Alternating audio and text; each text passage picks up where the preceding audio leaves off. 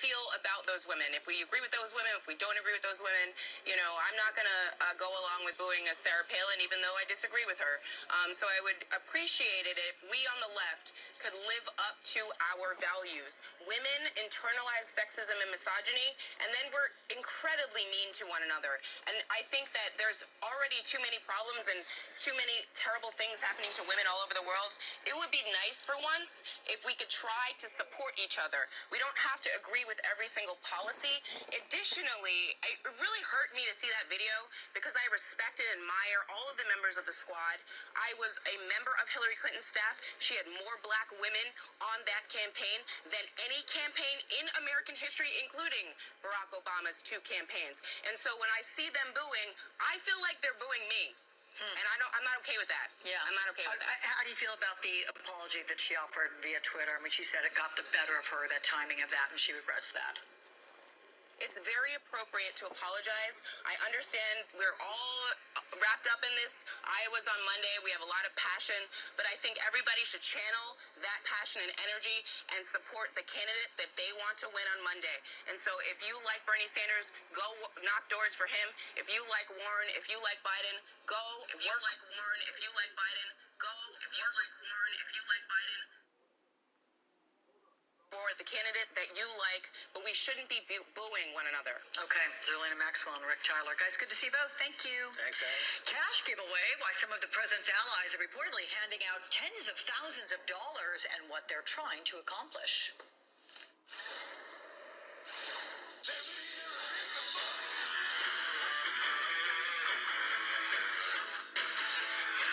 Applebee's new irresistible across What we do. aisle in store. It's Backups. They're sold.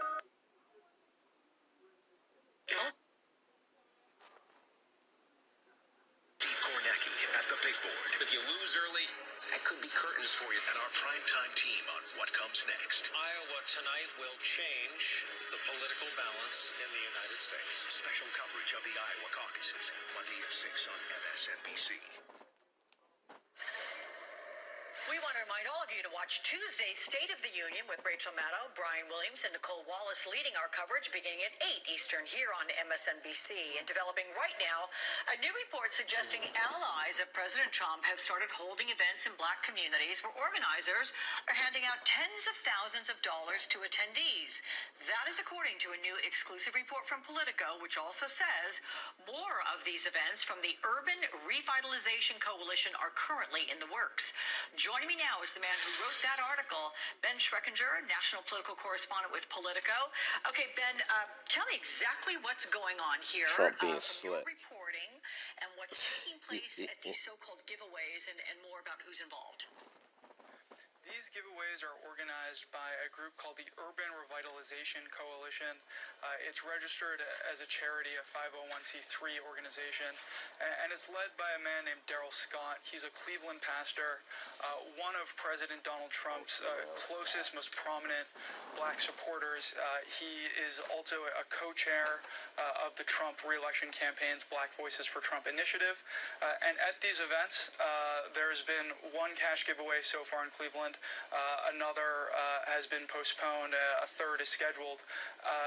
They praise President Trump. They defend him against the criticism that he's racist. They showcase some of his policies, like the Opportunity Zone program, the First Step Act, and then they give away tens of thousands of dollars in cash in increments of a few $100s each, stuffed into envelopes, and sort of a raffle-style sweepstakes giveaway for members of the audience. Yeah, you talk about the amounts here. Look, first of all, the organizers say these events are run by the book, and they're intended to promote economic development in the inner cities. Is that 100% accurate? When you speak about the amount of money, cash, that's stuffed into these envelopes, I think you reported anywhere between $300 and $500, right? If it went with 600 or more, wouldn't that have to be reported from a tax perspective? I mean, what did the legal expert say about nonprofit law and the taxes on all this? Daryl Scott tells me that if they do give away $600, One person in Cleveland, I believe, got $1,000. That person did have to fill out a W-9 form in order to comply with an IRS reporting requirement. But there are other potential tax issues. Marcus Owens, who was the head of the tax-exempt division at the IRS, expert in charity law, tells me that you have to be vetting the recipients of this money to make sure they have a legitimate charitable need. You can't just go into a neighborhood, even if it's a poor neighborhood, and say, anyone can show up and get money. There has to be a more clearly defined charitable purpose. There was video of the Cleveland event of that Cleveland giveaway. Shows that one of the women who got a few $100s in cash is the mother of an NBA player who makes about $2 million a season. LinkedIn lists her as the senior director of accounting at a property management firm. Things like that suggest that these recipients are not actually being vetted for charitable need, and that could become an issue for this group's tax-exempt status. So, according to your reporting, Ben, a Trump campaign spokesman told you that the Urban Revitalization Coalition's events were unrelated to its own efforts, and that the campaign has no knowledge nor affiliation with these activities. I'm going to add that we checked into it too, and a Trump campaign official also confirmed to MSNBC these events are not affiliated. They are not sanctioned by the president's campaign. However, how is that possible? And have you gotten any sense or indication that the Trump campaign might want to clamp down on this or put an end to this? I have not heard that the Trump campaign is going to try to stop this. In fact, the Cleveland Plain Dealer has reported in recent days that the Urban Revitalization Coalition is planning another event for next month, quite literally doubling down on this approach. Last month's event featured a $25,000 giveaway. The group is saying they're going to have a $50,000 giveaway in Cleveland now. And I should also add that another report in recent days, adding on the back of all of this, shows that America First Priorities, which is a 501c4 organization that was founded by current and former Trump campaign aides, gave a little less than $250,000 to the Urban Revitalization Coalition back in 2018. That does not mean that the campaign is directly involved in this group's activities, but certainly it shows a funding link between this group and between another. Oh, so this is what you want, huh?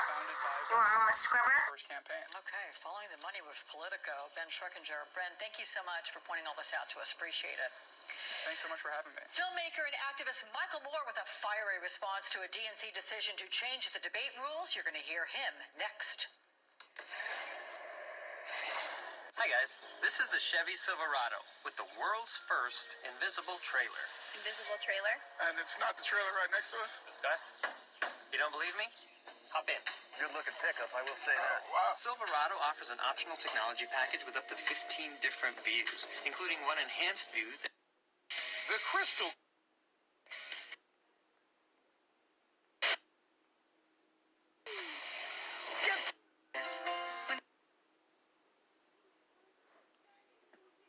And significantly improve physical function.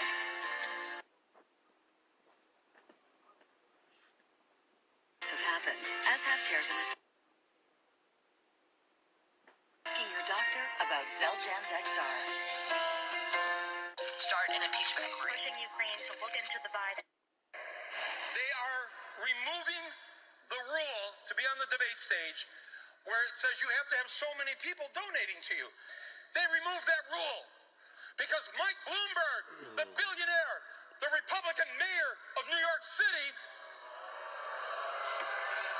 he doesn't have to show he has any support amongst the American people. He can just buy his way onto the debate stage. And I got to tell you what's so disgusting about this. I watched the debate in Iowa here 2 weeks ago. The all-white debate. And the fact that the DNC will not allow Cory Booker on that stage, will not allow Julian Castro on that stage, but they're going to allow Mike Bloomberg on the stage because he's got $1 billion. Michael Moore there, firebrand progressive and filmmaker, slamming the DNC for changing the rules, effectively creating a path for billionaire candidate Michael Bloomberg to qualify for next month's debate in Las Vegas. Beth Fooey, NBC senior politics editor, is joining me now from Des Moines. With a good day to you, my friend.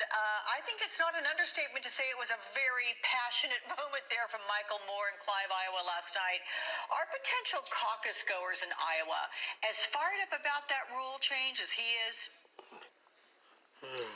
You know, I wouldn't say that they are, Alex. I mean, they're getting so much attention here in Iowa from the candidates. The voters here are really thinking about who they're going to caucus for on Monday night. I got to make an argument that is sort of counters what Michael Moore is saying there in that soundbite you just played. Mike Bloomberg is out there spending hundreds of millions of dollars on television ads right now, $230 million so far per our NBC News count.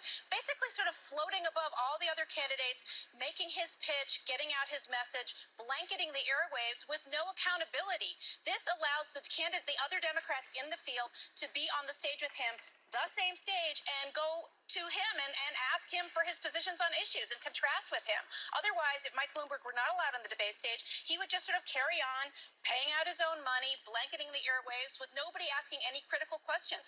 This is an opportunity for those candidates to do that, I would argue. Yeah, and I have to say, I was thinking the same thing as I was listening to him, that it does give that opportunity. What about hints? Are you getting any about who might break through in the caucuses on Monday? Gosh, it's so hard to say. I mean, this has just been such an unusual year for the caucuses with the impeachment trial, keeping so many people away, the senators, of course, and a lot of the journalists who cover those senators. You've also got the added complication of the Super Bowl happening tomorrow night, which means usually the night before the Monday caucuses, that Sunday night is usually a big night for the candidates to go out there, hold their closing rallies, hold their final events. With the Super Bowl going on, they just realistically can't do that. So some of the candidates are holding, Super Bowl parties, but that's hardly the same thing. So it's just been a different kind of vibe this year. And of course, the candidates who aren't in the Senate, who haven't been capped back in Washington, have been out there making their case. Vice President Biden, Andrew Yang, Tom Steyer. But it's just not the same when you don't have that full scrum of candidates. Fortunately, we're going to be able to see that today and tomorrow with the candidates all here in Iowa. But that Super Bowl is just kind of end things a little bit earlier than they usually end, Alex. Yeah, very good point you make. I hadn't thought of that, but you're right. They better be holding them in sports bars if they want to get anybody to come. All right. That's what they're doing. They're holding them in sports bars. Makes sense. Beth Fooey, thank you so much from Des Moines, Iowa. Meantime, 2020 candidate Tom Steyer joins me in the next hour to talk about the DNC rule change and his thoughts heading into this first nominating contest on Monday. I'm your mother-in-law, and I'd like to question your every move. Like this left turn.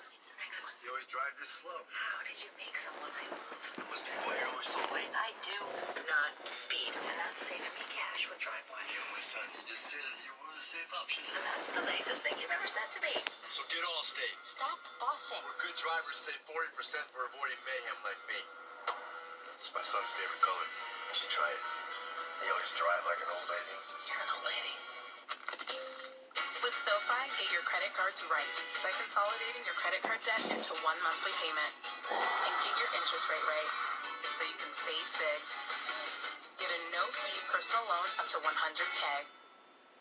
As a doctor, I agree with CDC guidance. I recommend topical pain relievers first, like Salonpas Patch Large. It's powerful, FDA approved to relieve moderate pain, yet not addictive, and gentle on the body. Salonpas, it's good medicine.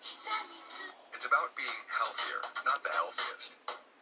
It's about saying no to preservatives, and yes, to preserving yourself. It's about food that feeds you, not just fills you. It's Daily Harvest. Get started today at dailyharvest.com. When you take a statin drug to reduce cholesterol, it can also deplete your CoQ10 levels. I recommend Cunol CoQ10 to help restore this important heart health nutrient. Cunol is the brand I recommend considering along with your statin medication. Competing in today's business climate is challenging. Your customers expect speed and convenience. Tackle is a revolutionary new app that connects you with over 70,000 background check providers who are ready to help you make your company more productive.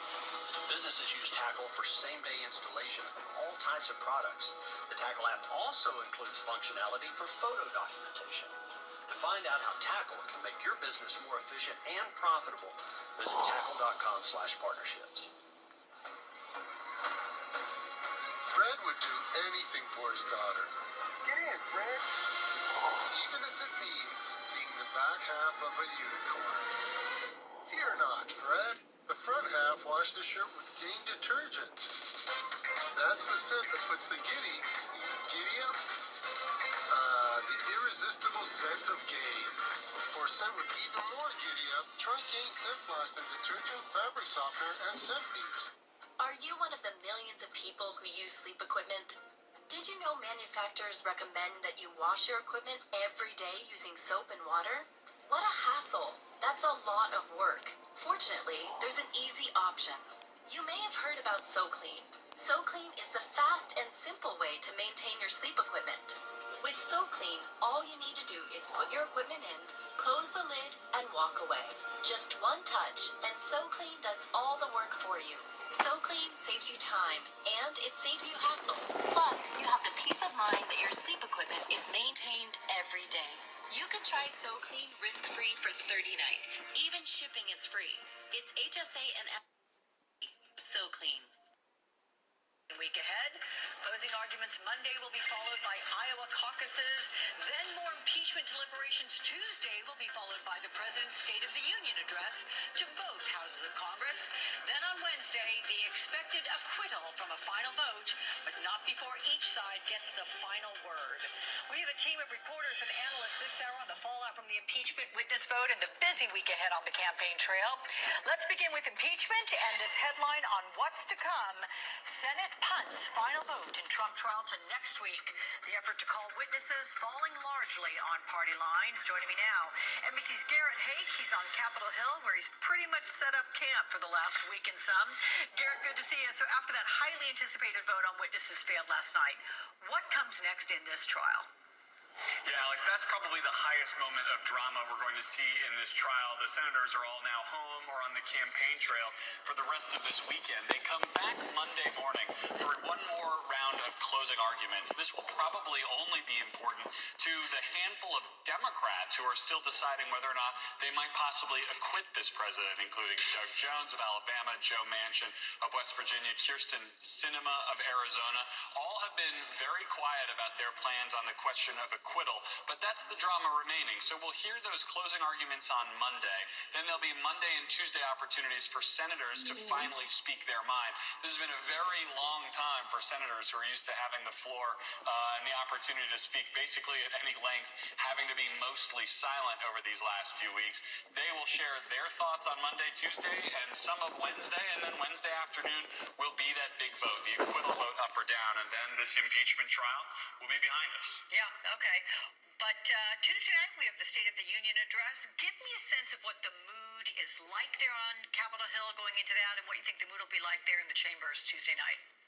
I think it's probably a very good thing that lawmakers ended up going home for this weekend, that they're not stuck here surrounded by one another every moment up until that Tuesday night State of the Union. Tension will be high. We've already heard from the Trump campaign, who sent out an email to their supporters saying this will be a speech unlike any other. This president is under attack. He's giving this speech while he's in the midst of what they call a hoax and sham impeachment. So I think you could see a very aggressive President Trump coming into a chamber that is, of course, the House chamber, which is still controlled by Democrats. He'll have Speaker Pelosi sitting behind him. So I think it could be a very tense room. The fact that lawmakers are getting a little bit of an opportunity to be away from each other after being trapped in that Senate chamber for the last week and a half or so is probably a good thing to let some of the air out of the tense environment that we've been in up here.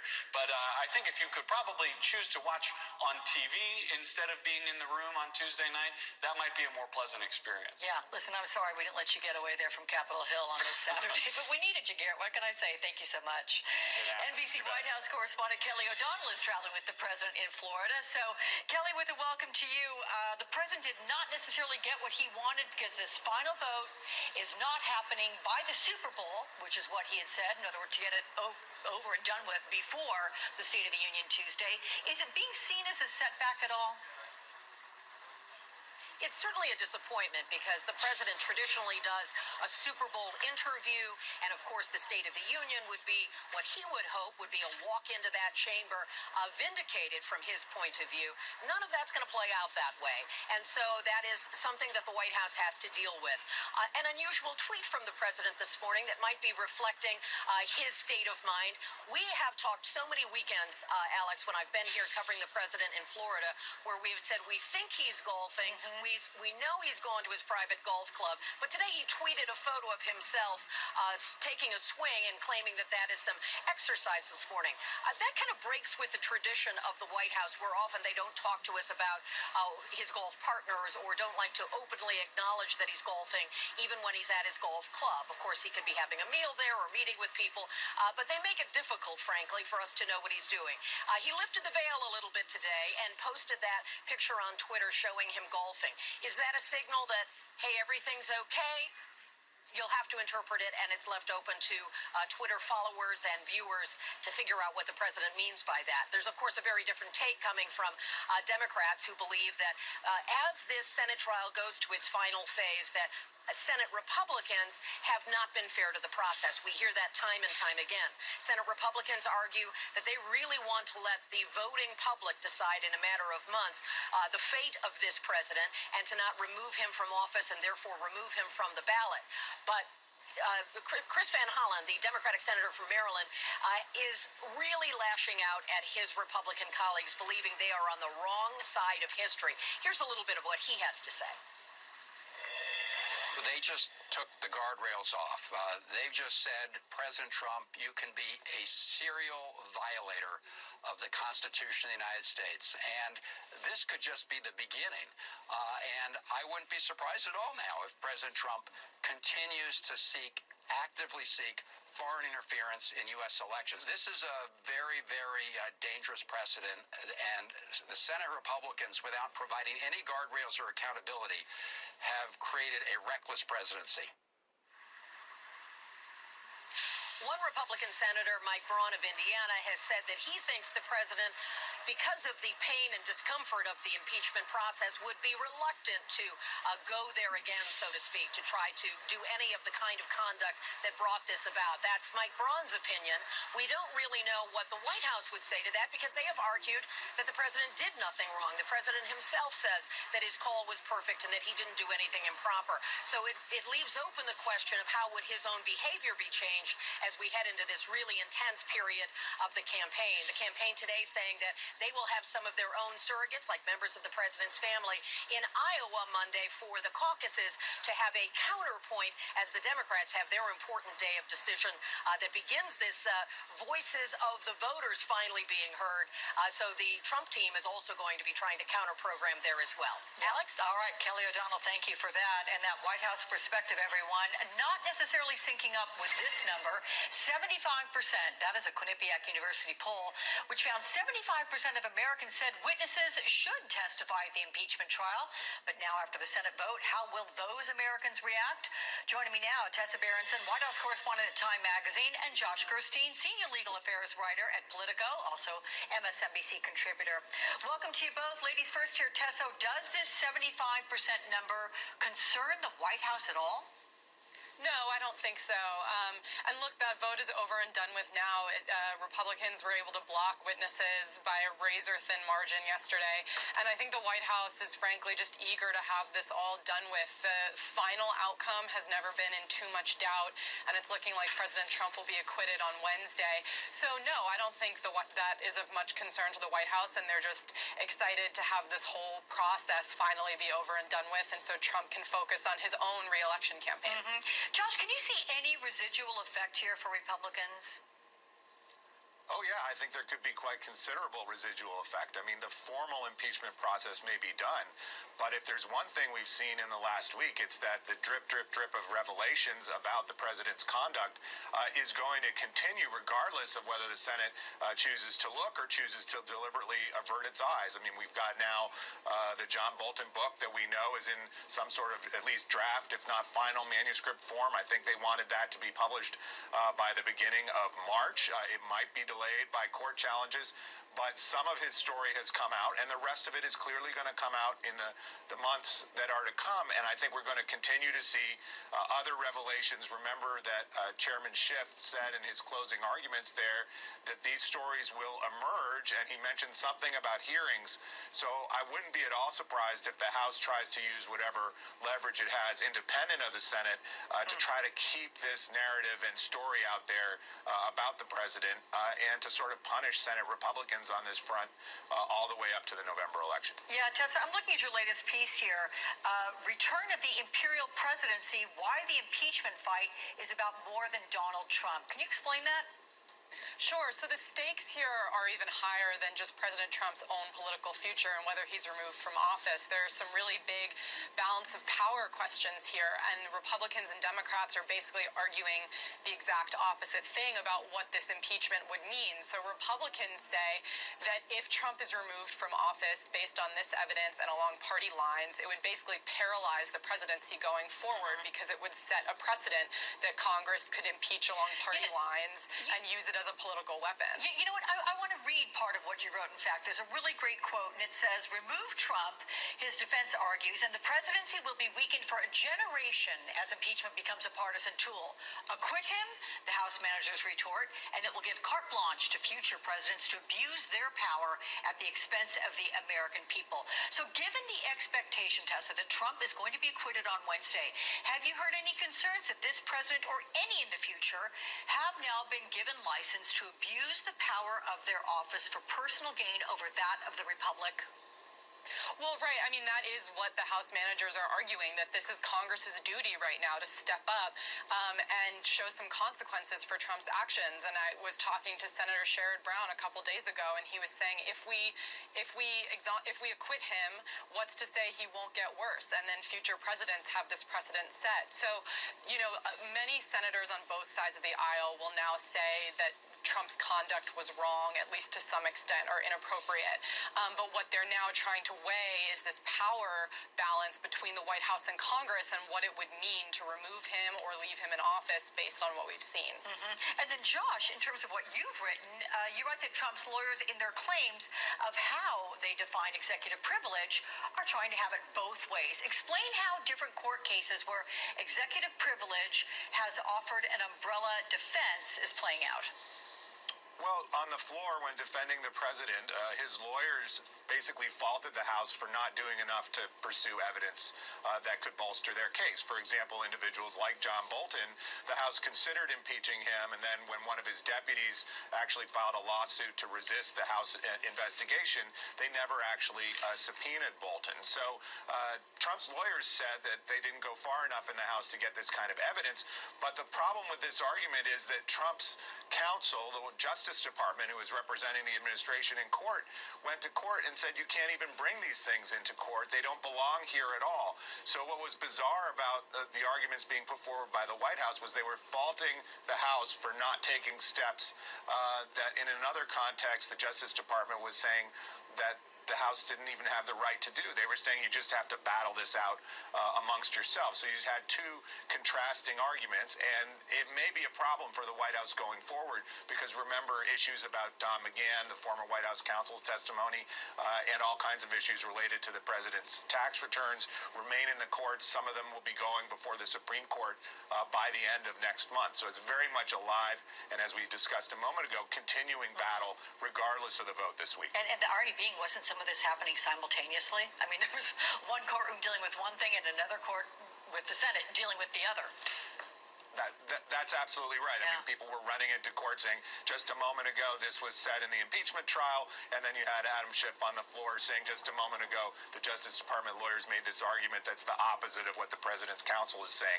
So there were a lot of crossed wires, but it doesn't seem to have bothered Republican senators very much. Okay, Josh Gerstein, Tessa Berenson. Guys, thank you so much. Rule change, the DNC move that could shake up the debate stage and open the door for billionaire Michael Bloomberg. I'm going to talk with Tom Steyer, the other billionaire, on why he's against the move.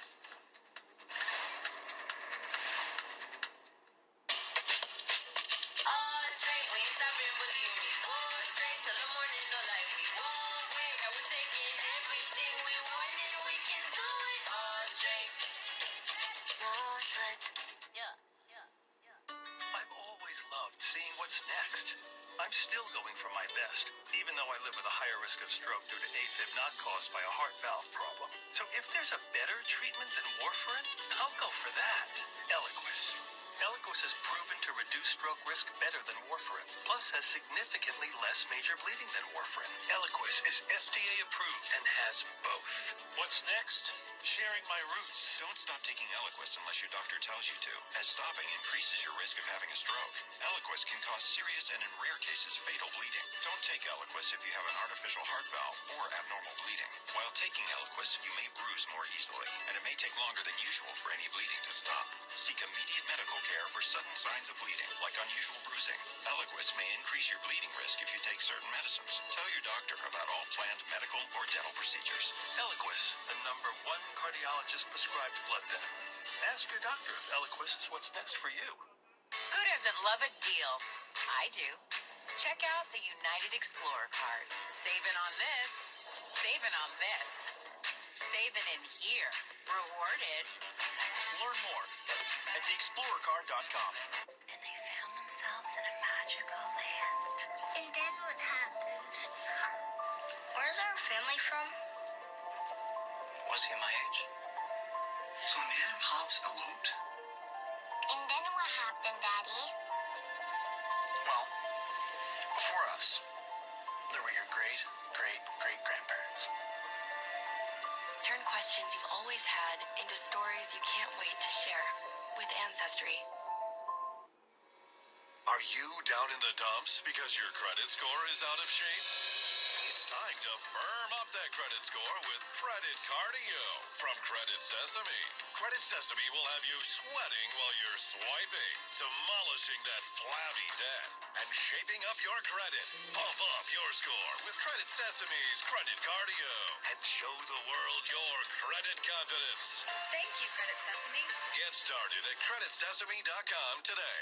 When it's time to sell your home, there's a lot of money on the line. How can you trust your real estate agent will get it right? There's good news. With HomeLight, you can compare actual performance data on thousands of agents near you, so you know who sells quickly, who sells for the best price. We'll match you with the perfect agent for your needs. Best of all, it's free. Sell your home for more money. Go to homelight.com today. It can make you. Thank you, Iowa. Or break you. Now, all eyes are on Iowa for the first real test of 2020.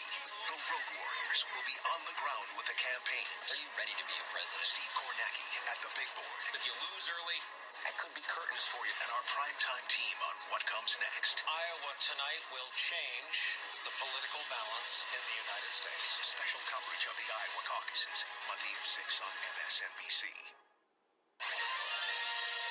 Just 2 days away now from the Iowa caucuses, and it's still unclear which Democratic candidate will win.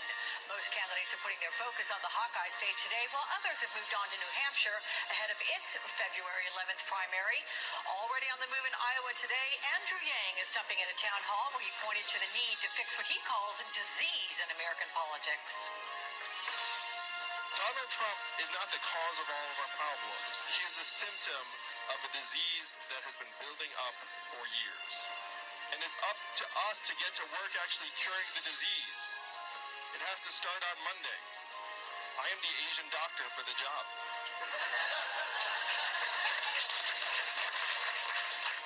And Senator Amy Klobuchar also rallied with the Iowa caucus goers, where she pointed out her winning record. Coalition that is so big that brings in a big tent and a wider coalition and long coattails. And guess what? I am the one to lead that ticket.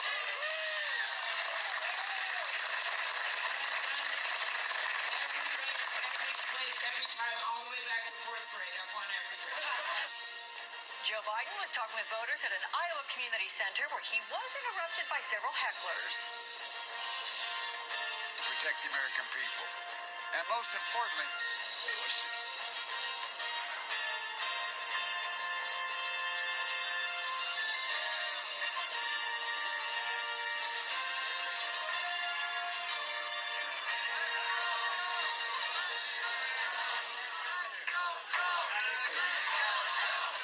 sure who he's with, but, hey, by the way, give us back your Joe shirt, okay? That was a good comeback. Also making their way through the state today, Pete Buttigieg and Senator Elizabeth Warren. We go now to our NBC News road warriors, Vaughn Hilliard, and Ali Vitale in Iowa. Big welcome to you both. Vaughn, I hope I get the name of the city right. I mean, is it Owine there in where you are with the Buttigieg campaign? Is that correct? And if so, what is the message from Pete Buttigieg? We are in Owine, Iowa. This is a community of 6,400 people. To give you an idea, this is the second of 5 stops on the day for the former South Bend mayor. In the second ballroom that he's been, he had his first stop just a bit ago in Waterloo. And Pete Buttigieg, so much of what the Iowa caucus experience is a matter of who can activate folks to come out and actually caucus. And that's why polling only tells us so much. It's a matter of who is animated and wants to show up for their candidate. And that's why he has 5 stops on the day. But the part about the Pete Buttigieg campaign that will be interesting is that this is a candidate who has hinged his candidacy on the idea of winning back the Midwest against Donald Trump. Well, this is his opportunity to do so, because on caucus night, Republicans and independents can come and re-register as Democrats and take part in the caucus. And a large part of what Buttigieg is relying on is that exact thing happening. I want to introduce you to one voter, Shelley Thornton. She's from a community much like this, Jefferson, Iowa, a town of 4,000. I met her back actually last fall. She called herself a registered independent, but was intrigued by Pete Buttigieg. Well, she is now a precinct captain and is going to be volunteering for him at a caucus location. I want to let you hear a little bit from her. The only person that you would think that you'd show up to caucus for was the mayor. And now today, what are you doing? I'm caucusing for Pete. He speaks to my heart. I think he can bring everybody together in our country, and he just has such a positive way of going about it. We're so divided right now. We need somebody who can bring us back together. And what's the goal in places like Jefferson here? Well, we want to make sure we're in the communities that maybe don't get as much attention, especially in presidential politics, but where folks have as much to gain or lose by the decisions made in the White House as anywhere, maybe more so. As you heard from Buttigieg himself, he wants to win over independents like Shelley and actually get them to come on caucus day and register as Democrats. Because take into account, in that general election, just 4 years ago, Donald Trump won Iowa by 10 percentage points. So he's trying to convince enough Democrats that he is the most electable candidate here in the Midwest. And Monday will really be that first test to prove his relevance in this Democratic nominating process. Yeah, agreed. Okay, thank you for that, Vaughn. Let's go to Allie now in Cedar Rapids, because I know that you're following the Warren campaign. Allie, Warren seems to be very excited to be out of Washington and back out on the trail, doesn't she? Yeah, Alex, can you blame her? For all of these senators who've had to choose between Iowa and Washington, they've been running for president for the past year, and frankly, Washington has been winning out when it comes to where they're spending their time. Many of them saying, as Warren regularly tells me, that this is her constitutional duty and it's bigger than politics. But last night she came back to the state late. She missed a campaign event, but she sort of made her own when she came to a bar in Des Moines around 10:30 last night. The bar was so crowded that before she arrived, the bartender kind of gave an ultimatum to the folks who were there. They said they were out of glassware. Either people had to start passing them up using teamwork, or the drinking would have to stop. Glasses started coming right up the row all the way back to the bar. Soon after, Elizabeth Warren got on stage and, as you said, very excited. Listen to what she said. A very, very special thank you to the 3 best co-chairs anyone could ask for.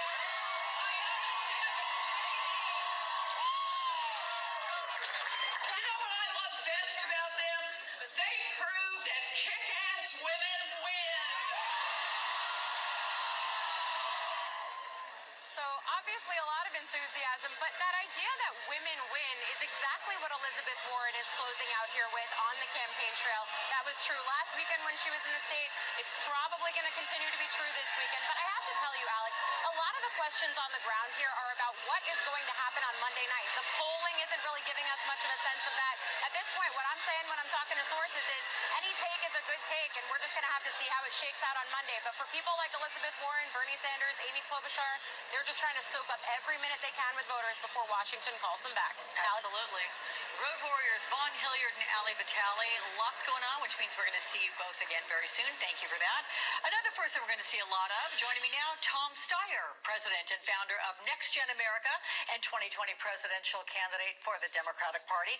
Welcome to you, my friend. Let's get right to the statement, Tom, that you issued on the new DNC debate rules, in which you said, in part, changing the rules now to accommodate Mike Bloomberg and not changing them in the past to ensure a more diverse debate stage is just plain wrong.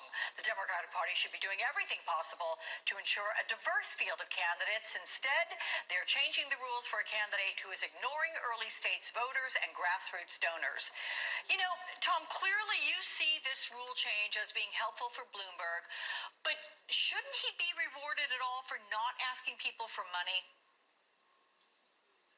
Look, the real point here is, Alex, that in December, I asked the DNC publicly to change the rules so we could have a more diverse set of candidates. We are a diverse party. We are a diverse nation. And I think it's really important that we have candidates who reflect that diversity of background and opinion. They didn't change the rules then to open up the debate stage, and now they're changing the rules so that Mike Bloomberg, who's never done grassroots politicking in the 4 early states and hasn't gone out to get grassroots donors, can be on the debate stage in a state where he isn't even on the ballot. Yeah, that just seems plain wrong. Whoever's going to be the Democrat has to represent a diverse group of people. This just seems to be pandering to somebody with big money. But Tom, the flip side of looking at this, and I spoke with Beth Fooey, who's there in Iowa, and she said one way to look at this is that he's now going to have to be on the debate stage. He's going to have to take questions from the commentators. He might have a back and forth with you. I mean, you might get to go after him on his record and or on his proposals. Does that sort of satiate this concern that you have? It actually doesn't, Alex, because what you said is he has to be on the debate stage. Actually, he gets to be on the debate stage. There are plenty of people who've worked really hard who would like to be on the debate stage. The question is the Democratic Party going to insist that candidates go out and go face-to-face with voters and do grassroots politicking, do grassroots fundraising? That's what the rules were until Mr. Bloomberg entered the race. And in particular, whoever is going to be the Democratic candidate has got to appeal to a diverse group of Americans. Look, that's something that I've worked really hard to make sure that I'm doing that. And if you look at my numbers in Nevada and South Carolina, you can see it's true. This is a way to broaden the field in a way that I think is profoundly undemocratic and doesn't reflect the diversity of our country and doesn't reflect the diversity of our party. What about this, Tom? Because look, you're also a billionaire. Is the only reason that you took donations was to make the debate stage because that was part of the requirement? I mean, I'll grant you, some people, you accept their donations of being just $1 single. But did you go there because you needed to do so to make that debate stage? Look, I took the rules the DNC gave us, and it forced me to go out and talk to thousands and thousands of people, and I love that, Alex. As a grassroots organizer who's been organizing for over 7 years, full time, going out and talking to Americans every single day, that's something that I love. So I did have to meet the rules, which is fine with me, because all it meant that I had to do was go out and appeal directly to Americans. And I think that that's a process that every Democratic candidate should have to do, and I think we should make it open to a more diverse group. This is really a question, not just of changing the rules for Mr. Bloomberg, it's that they refuse to change the rules to get a more diverse group on the stage, and it's just wrong. So do you think that candidates like Cory Booker and Julian Castro had more right to be on that debate stage than Mike Bloomberg? What I think, Alex, is that they should have changed the rules to make it available to more people and a more diverse group in particular. Look, what we're seeing is candidates are going to have to win in November and beat Mr. Trump. They're going to have to take him down on the economy, which I can do because of my business background. But they're also going to have to bring people out, beat the Bushes, do the grassroots organizing that Democrats are best at. And so I believe the DNC should put a premium on that kind of grassroots, diverse organizing that I thought was the part of is the backbone of this party. That's what I believe in. That's what I've done for years. That's what I think they should insist on. Okay, so you're going to be on the stage for the next debate on the 7th of February, but this rule change goes into effect. After that, will you make the debate stage on February 19th? Look, if you look at the numbers, they're asking you to do well in Nevada and South Carolina. Those are the measures. I'm well into double digits in those. In one of them, I'm in second place. In one of them, I'm in third place. And the numbers just keep going up, Alex. So actually, if you look, my numbers have gone up every week since I've gotten into this race in July. I want to come out of Iowa with the momentum and then show it in the later primary states that really I'm somebody who appeals across the board. Okay, Tom Steyer, you said it. Good to see you. Thank you so much. Okay, Alex Witt. Nice to see you, too. Thank you. And be sure, everyone, to watch our coverage of the Iowa caucuses. Brian Williams and Rachel Maddow host a team of experts. They're going to break down all the results. Their coverage begins Monday night at 6 Eastern right here on MSNBC. You're going to hear why China is criticizing the U.S. over one move this country has made to stop the spread of coronavirus. And a new case is confirmed here in the U.S. We're going to tell you where in just minutes. The first impeachment trial in a generation is now underway. The story changes hourly. John Bolton has now blown a hole in Trump's defense in real time. It's the 11th hour. Get new floors during Empire Today's gigantic 75% off sale. That's carpet, laminate, and even hardwood 75% off. Empire makes getting beautiful new floors easy.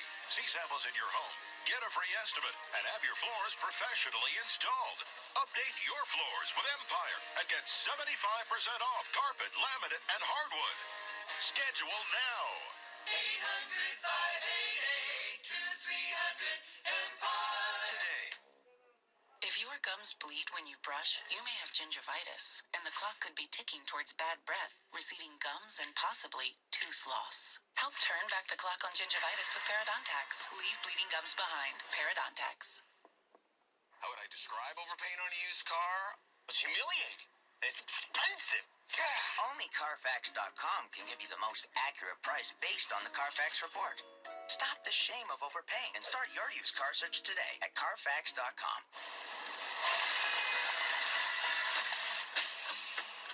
A hard 20 after a hard day isn't for everyone. Waking up before the sun isn't for everyone. You're almost there. Stay with me. Stay with me. Isn't for everyone. Peloton, let's go. But at $58 a month, Don't give up. Come on. Peloton is for anyone who wants it.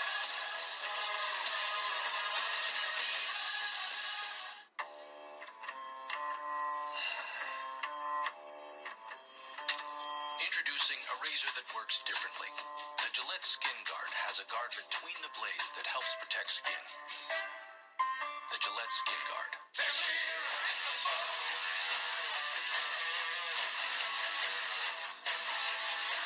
Applebee's new Irresistibles, now starting at $7.99. Now that's eating good in the neighborhood.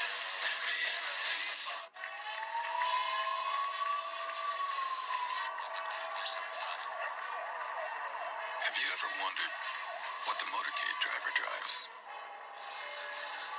when they're not in a motorcade?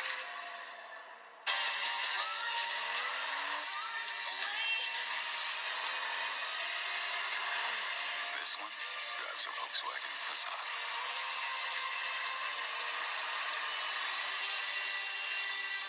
Hi, I'm Hanno. I created Gabi because most people overpay on car insurance. Gabi is a free tool that saves you money by finding the best deal.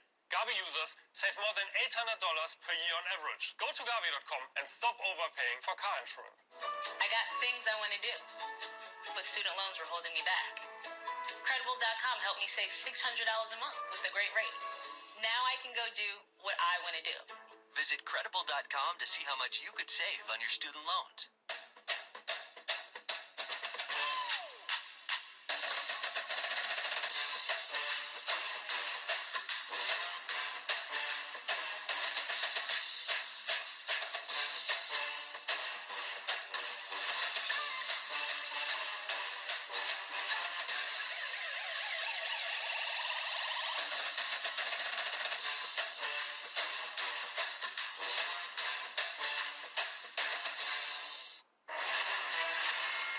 Thanks, everyone. Massachusetts has now confirmed its first case of coronavirus. This from a Boston man who recently traveled right to the epicenter there in China. This is now the 8th confirmed case in the U.S. The others are in Arizona, California, Illinois, and Washington State. Meanwhile, China is pushing back against the Trump administration today for banning all foreign nationals from entering the U.S. if they visited China in the last 2 weeks. That decision comes after the virus has killed at least 259 people in China, where the number of confirmed cases has surged now to more than 11,000. All U.S. citizens returning from China will be allowed into the country, but they do have to undergo a mandatory 14-day quarantine. Joining me now to discuss the government's response to this outbreak is former CDC Director Dr. Thomas Frieden. And, sir, with a welcome to you, given your former position there, you know all about this. Talk about the op-ed that you wrote and where you find the most criticism right now for where we stand from the government's perspective. We're still learning a lot about the novel coronavirus. It's only been known for a month. We know that it's spreading more readily than SARS did, although it doesn't seem to cause as much severe disease as SARS did. But the big picture here and the bottom line is it is inevitable that we'll continue to face new health threats like this. They come out on average about once a year. And when they come out, they can cost billions of dollars. They can kill thousands of people. So the only real question is, are we going to prepare better than we have? Because all over the world and in the U.S., we don't have the kind of health protection schemes that we need to prevent them from spreading. Doing that will save lives and save money. We know the next one's inevitable. What's not inevitable is that we will continue to be so underprepared. So when you diagnose this, what do you think needs to be changed in our approach? One thing we need to do much more of is to partner with countries around the world. We're all connected by the air we breathe, the water we drink, the food we eat, the planes we fly on. Viruses don't need visas. And if people and health systems are stronger there, we will be safer here. In the Ebola epidemic, it spread for months in the country of Guinea. And because of that, it became very difficult to control. Ultimately, Congress allocated $5.4 billion for its control. And yet, it would have cost a few hundred or a few $1,000s at most to nip it at the bud there. It's not only smarter and safer, but it's also less expensive, and it builds ties around the world to build those protection systems all over the world. So you said that this is not as serious as SARS. However, 259 people in China have succumbed to this. 11,000 people are now afflicted with this virus. So talk about how serious it is, how bad it could get. I mean, could we see thousands that are affected by this here in the United States? When we look at how serious a new pathogen or microbe is, we ask two questions. One, how contagious is it? How readily does it spread? Two, how often does it cause severe disease, illness, or even death? And what we're seeing so far is that this spreads more than SARS did. Already in 1 month, there are more cases of this than there were in many months, the entire SARS epidemic. But it seems to, well, it certainly causes less severe illness than SARS did, but we don't know how much less. We're learning more virtually every day, sometimes every hour about this. And the more we know, the more we can do to protect ourselves, and the more the world can do to protect against this. We don't yet know whether this can be contained. If it can't be contained, we don't know if it'll cause severe disease or only moderate or mild disease. Every day we need to know more, and as we know more, we can do more. And there are those who've been concerned because there have been a run on masks, for example, in places because people think that that will help prevent the spread of the disease. What is your thought on that? Should people be looking for them, trying to order online? What do you think about the masks and using them? Masks are really important for people in healthcare facilities and hospitals. They're also useful for people who are sick. If people who are coughing and sneezing put on a mask, it reduces the number of germs they may spread to others. For other people, the key measures are to wash your hands regularly, cover your mouth and nose when you cough or sneeze, and if you're sick, stay home, or if you need to go to a healthcare facility, let them know in advance. Is there any way to gauge how long this is going to last? Do you think that we're going to be talking about the coronavirus and you and I will be sitting across this desk 6 months from now? We really can't predict the future, but so far it is not looking like it's going to be able to be contained. Whether it's yet another virus like the common cold that spreads and causes some severe illness, or something that is more serious or can be contained? Only time will tell. Okay, Dr. Thomas Frieden, it's good to see you. Thank you so much for assuaging some of our fears and explaining what we need to know. Thank you. Turning now to the new developments in the impeachment trial, Secretary of State Mike Pompeo in Ukraine on Friday responding to reports that former National Security Advisor John Bolton's unpublished book contains more allegations about the aid withheld from Ukraine. So you're now commenting on reports on an alleged book about notes that someone claims to have seen. We're off in the lands of the hypothetical. I don't engage in that. I've said everything I have to say about what took place. The president was very clear with me. He gave me guidance on what he wanted our policy with respect to Ukraine to be, how we were going to deliver that, the boundaries. He expressed real concerns to me about the risk of corruption here.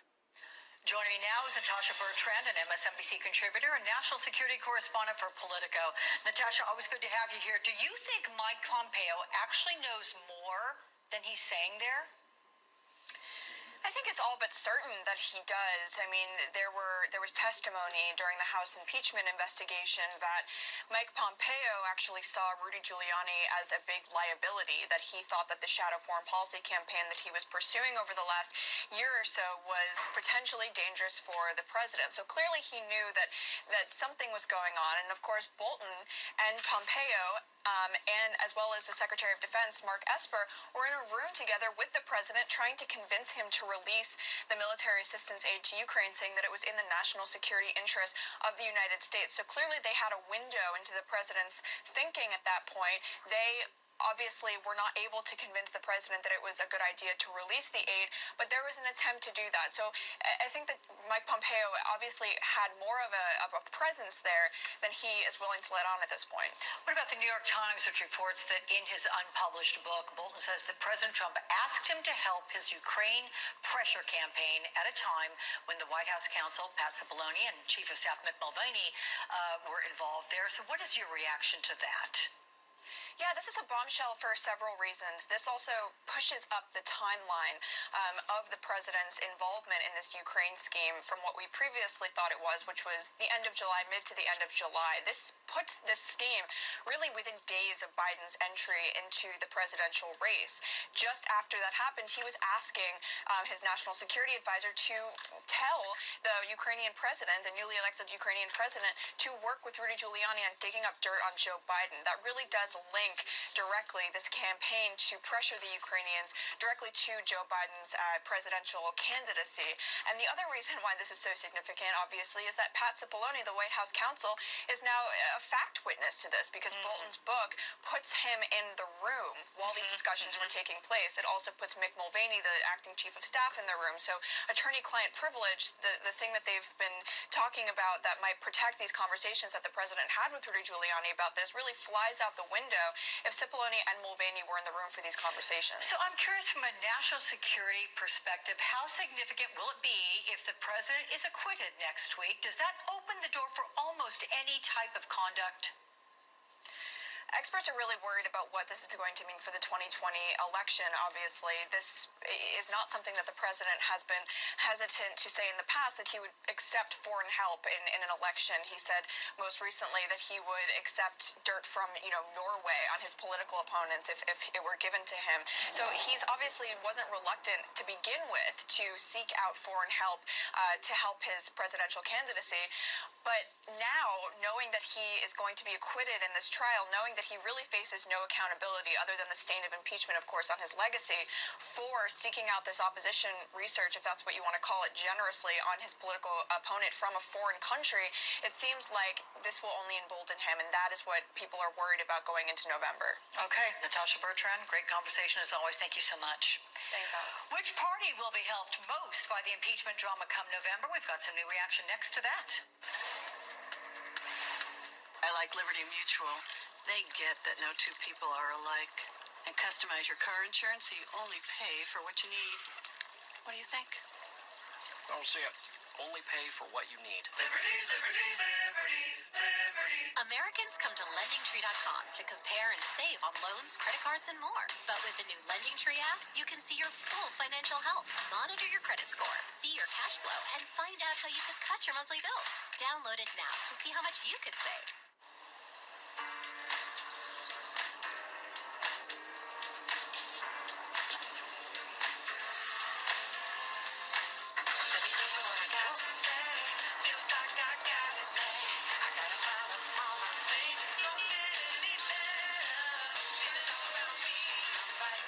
No matter what size adventure you're into, it's better in a Hyundai.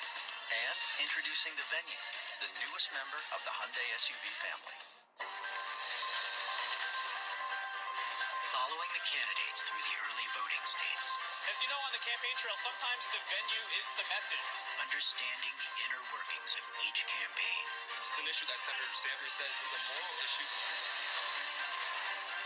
Talking to voters who will decide the election. We need to have a candidate that we are passionate about. That's what it means to be an NBC News road warrior. A programming note for all of you. We invite you to watch Politics Nation today, and you can see Reverend Al Sharpton's interview with 2020 presidential candidate Michael Bloomberg. They will discuss Bloomberg's campaign. They'll also get a tour of his 2020 headquarters. That's on Politics Nation today at 5 Eastern. But next week, the Senate will enter final phases of the impeachment trial after an effort to call witnesses failed, all but assuring an acquittal for the president. But one question that remains, as the first votes are cast this Monday in the presidential primaries, how exactly will impeachment impact the 2020 election?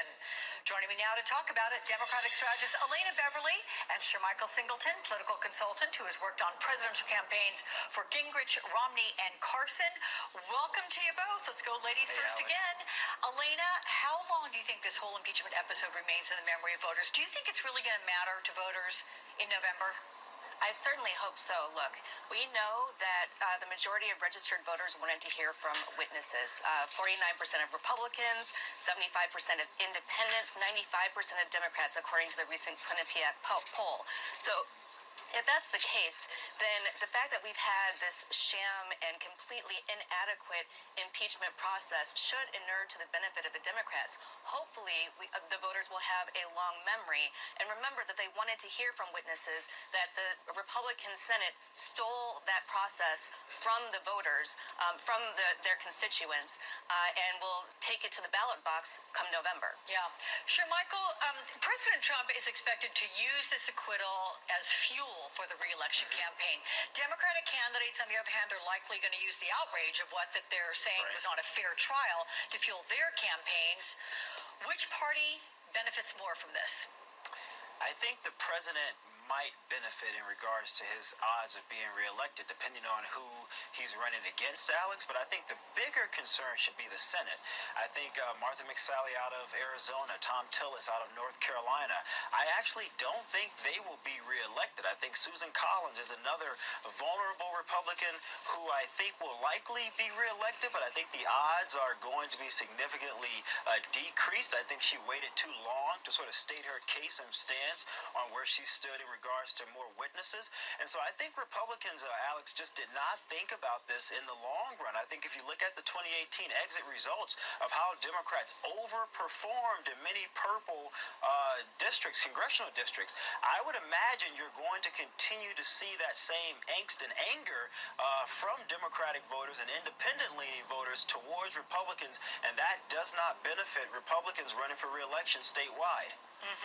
What about the new article in the Washington Post, which says that many of the most endangered Republicans have concluded that fully embracing President Trump is their only credible path to victory in November, rallying to his side in the final days of the Senate impeachment fight and indulging his most controversial actions and statements, Michael? I mean, do you think re-election is what this is all about. And you touched on that for some of the vulnerable ones, but is that the primary motivation for all of these at-risk Republican senators? Oh, Alex, absolutely. I mean, I think part of the calculus, Alex, is let's say you do have concern about the president, right? And you're one of those Republicans. Your mindset is going to be, okay, if I vote for witnesses, I'm definitely going to lose a significant amount of support within my base. But Democrats may be happy, but they're not necessarily going to vote for me. They're going to vote for the opposition. So the calculus, Alex, is I rather have a lock grip on Republican voters and try as much as I possibly can to get 2 or 3% of persuadable voters in the middle and take my odds that way versus risking losing Republican voters and losing the race ultimately. And I think that's the calculation many of those Republican senators have made. All right. Let's take a listen to what presidential historian John Meacham told my colleague Brian Williams last night. Here's that, everyone. Donald Trump may well have now become the most powerful president in American history. He has such a standing with his political base that senior United States senators have decided that though he is guilty, they are not going to risk the wrath of the people in order to follow through on what is clearly spelled out in the Constitution. President Trump is functionally a monarch at this point. If the king does it, it's okay. Yikes, Elena. I mean, what does this say about our political system? I mean, never mind the culture, but how much power does this give Donald Trump? Well, you know, so many people have focused on those 1 or 2 senators who came out and said, you know, like Marco Rubio saying that we know that the president did it, but we don't think that his conduct is an impeachable offense. You know, it's focusing on 1 or 2 senators in this instance makes no sense whatsoever. They all took an oath to uphold the Constitution at the beginning of this impeachment process, and all 51 senators who voted against hearing witnesses abdicated their responsibility here. They have handed Donald Trump the monarchy, if you will. And I believe that he will he will be emboldened by this process. He will be emboldened, and we're going to hear about it during the State of the Union on Tuesday evening. But I am confident that the voters understand that they don't want a monarchy and that we do want a representative democracy, and they are going to, as I said, take it to the polls in November. And in fact, you anticipated my next question there, so I'll say thank you for now. Elena Shermichael, guys, thanks so much. Thanks so much, Alex. Thanks, Alex. The DNC's new debate rules, reaction from the Iowa Democratic Party chair, next. I'm your 70-pound St. Bernard puppy, and my lack of impulse control is about to become your problem. No, come on. I saw you eating poop earlier. My focus is on the road, and that's saving me cash with DriveWise. Discover automatically matches all the cash back you earn at the end of your first year. Dollar for dollar. Millions of people a year get their cash back matched. What are you waiting for? Unlimited cash back match, only from Discover. Everything was so fresh in the beginning, but that plug quickly faded. Luckily, there's Febreze Plug. It cleans away odors and freshens for 1,200 hours. Breathe happy with Febreze Plug. Lactate is 100% real milk, just without the lactose, so you can enjoy it even if you're sensitive. Yet some people say lactate isn't real milk. I guess all those cows must actually be big dogs. Sit. I said sit. Do you have concerns about mild memory loss related to aging? Prevagen is the #1 pharmacist-recommended memory support brand. You can find it in the vitamin aisle in stores everywhere. Prevagen, healthier brain, better life. It seems so unfair that the person who helped you create most of your best memories is now struggling to hold on to theirs. And it's up to you to find the best senior living care for them. But you don't have to do it alone. A Place for Mom is a free service whose advisors know memory loss and senior living care. With years of experience and local knowledge, they'll help find an answer that works for you and your loved one. Help is a call away at A Place for Mom, your senior living experts. There's a company that's talked to even more real people than me. JD Power, 448,134 to be exact. They answered 410 questions in 8 categories about vehicle quality. And when they were done, Chevy earned more JD Power quality awards across cars, trucks, and SUVs than any other brand over the last 4 years. So on behalf of Chevrolet, I want to say thank you, real people. We're going to need a bigger room. impeachment inquiry. Pushing Ukraine to look into the Biden. Read the transcript. They want to move quickly. Moving the president from office. We're going inside impeachment with the reporters of NBC News. Article 2, Inside Impeachment, hosted by me, Steve Kornacki. The DNC will not allow Cory Booker on that stage, will not allow Julian Castro on that stage, but they're going to allow Mike Bloomberg on the stage because he's got $1 billion. 2 days before the Iowa caucuses, new dissent in the Democratic Party over the changing of rules, which could open the door for billionaire Michael Bloomberg to qualify for next month's debate in Nevada. Joining me now, Troy Price, chair of the Iowa Democratic Party. Hey, Troy, with a welcome to you on this really busy weekend, so thanks for making time.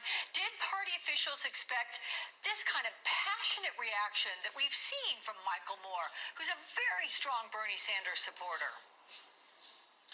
Well, you know, every time that the thresholds come out for these debates, there are always a lot of conversation about that. But ultimately, that is a decision made by the DNC. But for me and for us here in Iowa, we're really happy that the results here in Iowa are going to be are one of the thresholds for both here in Nevada and in New Hampshire to make sure that the results here on the ground, the hard work that people are doing here in Iowa, is going to be reflected, and people have a path to that debate stage. Yeah, in 48 hours until we see what happens there in Iowa. But can you explain the rule change to me? What exactly is different? What was behind this? I honestly don't know. That was a decision made by the DNC. We are in Iowa. We've been focused on our preparations for caucus night, making sure that we are ready in all 1,678 precincts. But as far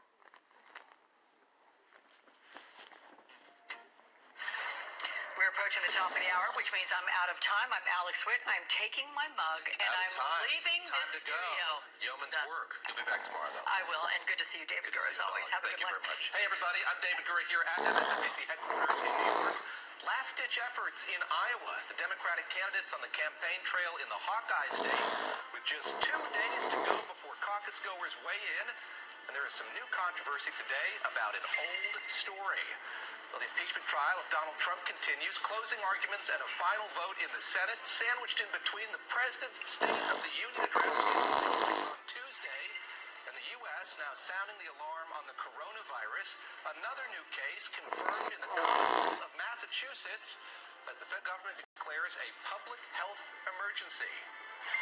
As I said, what's old is new again. The fight between Bernie Sanders and Hillary Clinton has resurfaced in this campaign cycle. This campaign event in Iowa, Michigan Congressman Rashida Tlaib was on stage with her colleagues, Congressman Ilhan Omar of Minnesota and Pramila Jayapal of Washington. Let's take a look. Iowa, we have 3 days. I don't remember if you guys remember last week when someone by the name of Hillary Clinton said that we're not going to boo, we're classy here. I'll boo. Boo. You all know I can't be quiet. No, we're going to boo. That's all right. The haters will shut up on Monday when we win. There we go. The haters will shut up on Monday when we win. Congresswoman Tlaib issuing a statement today about what she said and that booing, tweeting in part, I allowed my disappointment with Secretary Clinton's latest comments about Senator Sanders and his supporters get the best of me. You all, my sisters in service on stage and our movement, deserve better.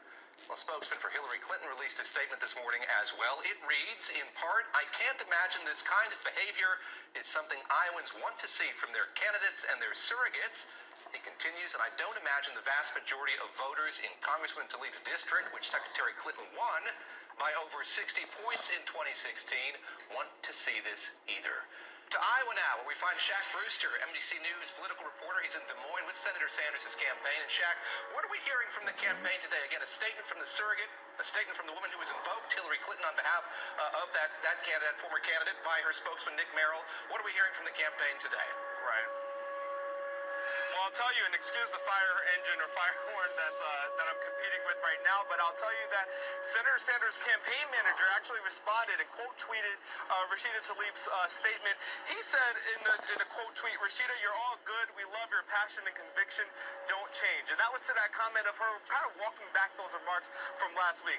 I'll tell you, this is not what Senator Sanders' campaign wants to be discussing right now in these closing days to the Iowa caucuses. Of course, Senator Sanders has been in Washington, D.C. for many of these past few days as he's been surging in the polls, not able to take advantage of that here on the ground. So that's what he's trying to do right now. He's having a town hall. Ilhan Omar, Pramila Jayapal, they're all here talking.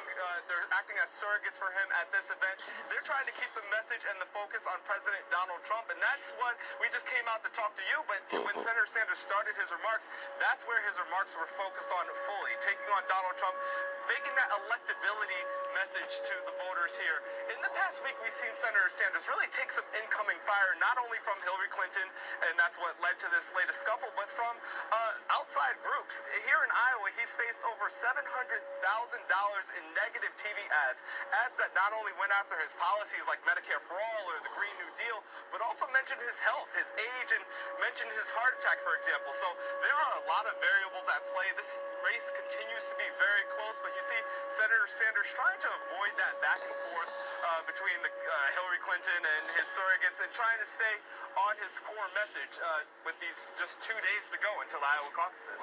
Shaq Brewster competing with the din of that fire alarm there in Des Moines for us this afternoon. Shaq, thank you very much. Appreciate the reporting. Well, Senator Sanders' campaign continues its final push in Iowa before Monday. The other top contender there, according to recent polls, Joe Biden, is doing the same, but it seems as though the former vice president is also focused on future races. Let's take a listen to the latest from him. I think we're going to do well here.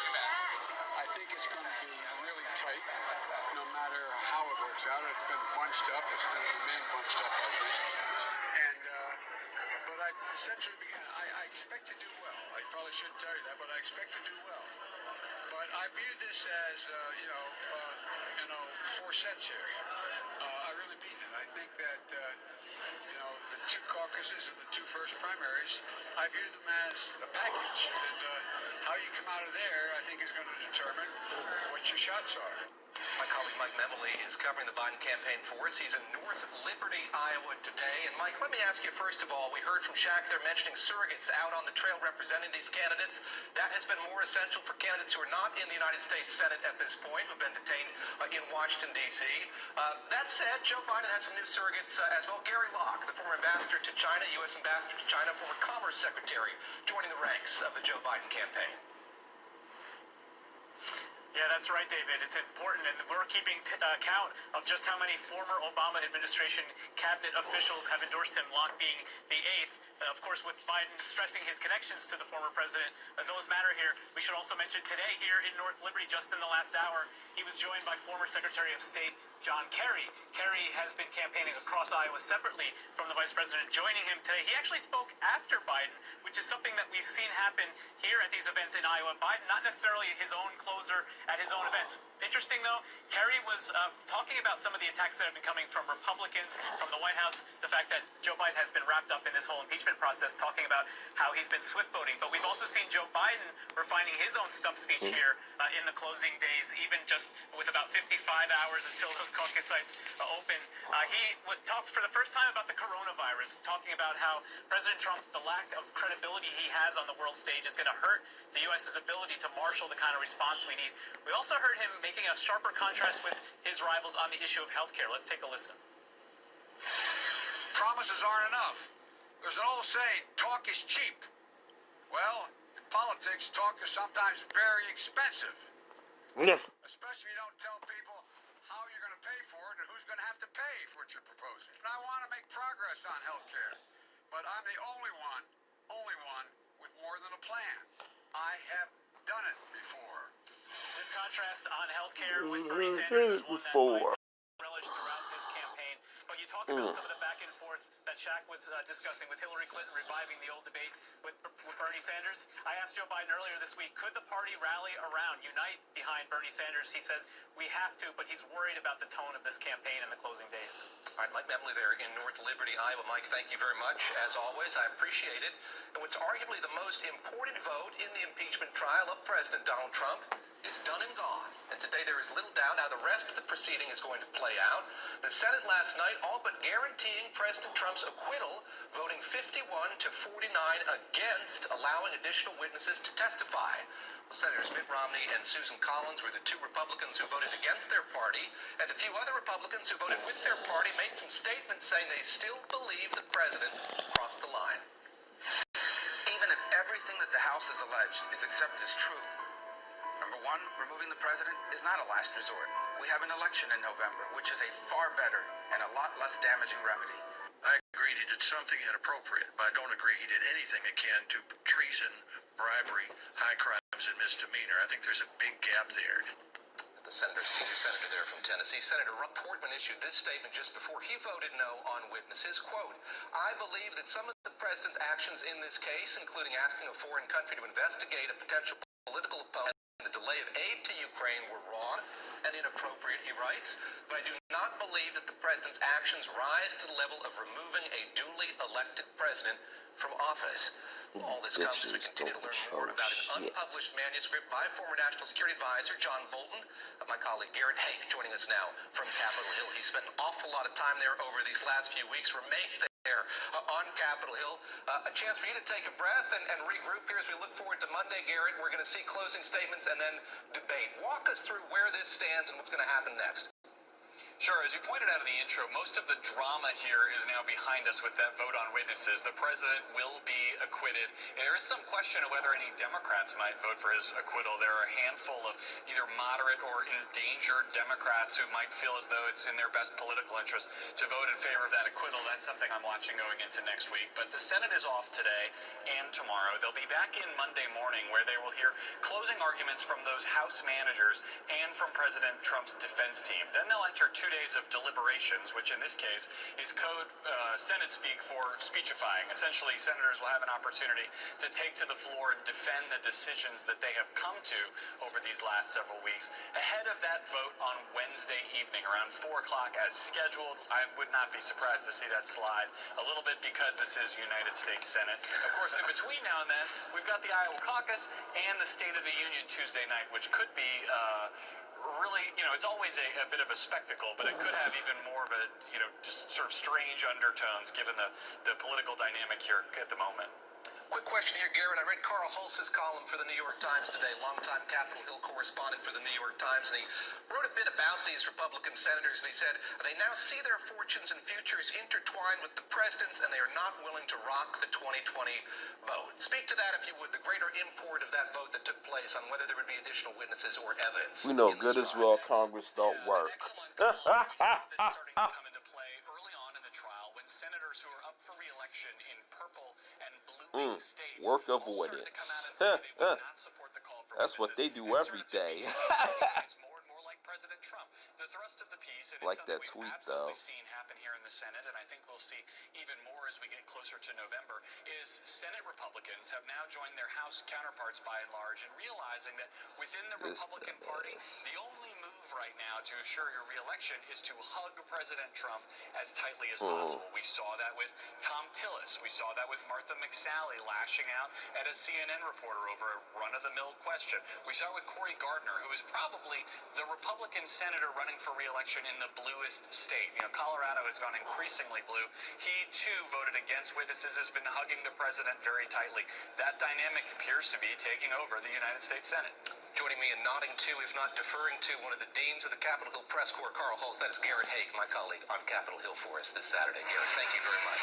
Some breaking news now. We are following the coronavirus outbreak. A new case. Notice that Jerry Rice is only one white man out of a whole host of black NBA legends. But they put a white man on the NBA logo. That's interesting. That is very interesting.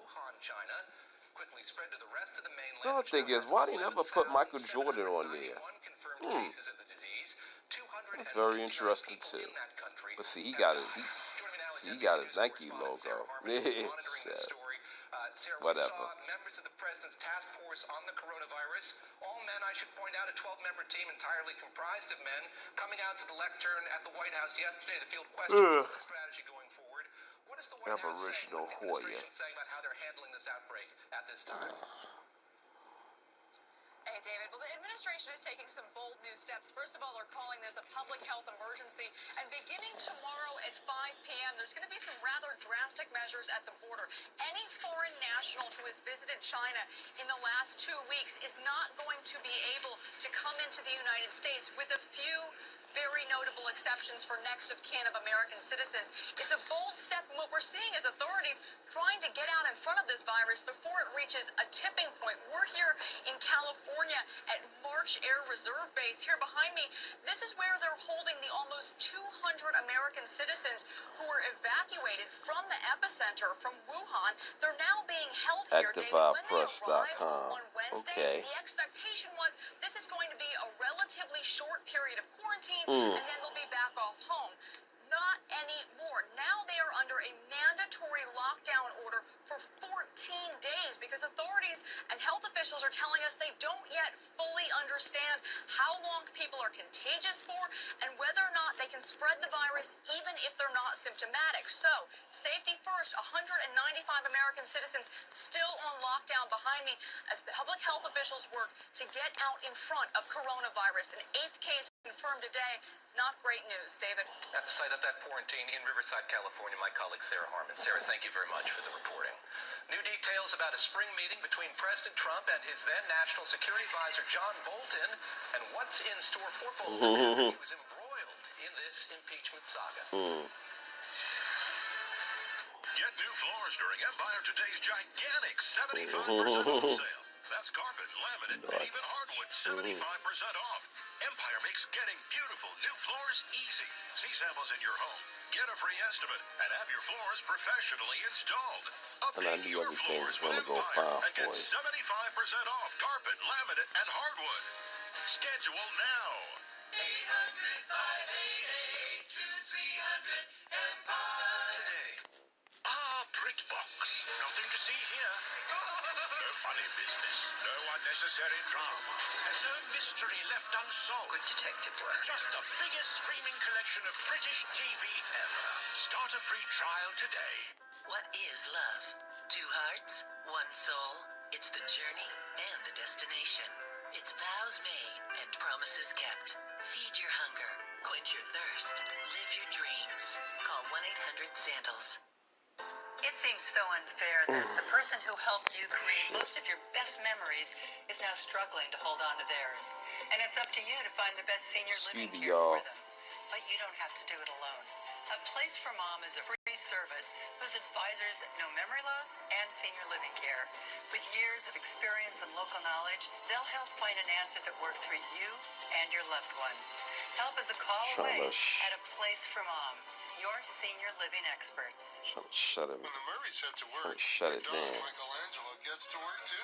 Today's job, own the bed. Stinky. Good thing they use new Gain Ultra Flakes with 2 times the Oxy Boost and Febreze for ultra big, ultra stinky loads. Fresh again. Gain, seriously good scent. And if you love Gain Flakes, you've got to try the dish soap. At touchofmodern.com, you'll find products that defy expectations for those who seek the extraordinary. Tents brave the Arctic. Coffee tables chill drinks. Rowers are powered by water. And that's just the beginning. Go to touchofmodern.com and venture through a curated collection of the highest quality in fashion, tech, and home, with new items added every day. Touchofmodern.com. Lead the pack. Be the first to discover all the novel and noteworthy products the world has to offer. Hi, we're Warby Parker, an eyeglasses, sunglasses, and contacts brand. That's right, contacts, as in our very own comfortable, breathable, and affordable daily contact lens. Scout by Warby Parker. We've got your eyes covered. At Credible.com, we've helped tens of thousands of people save money by refinancing their student loans. In 3 minutes, we'll get you actual rates from multiple lenders. We could save you hundreds of dollars a month. Visit Credible.com to see how much you could save.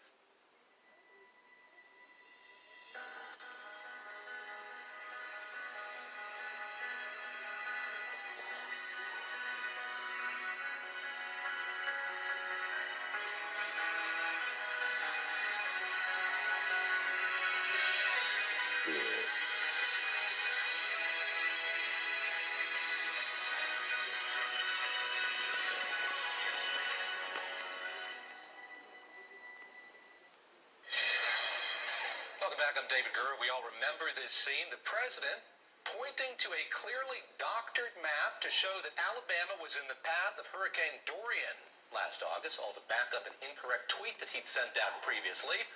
Now, newly released emails obtained by the Washington Post through the Freedom of Information Act show a top official at the National Weather Service confirming that that map, the one you see right there, had been altered.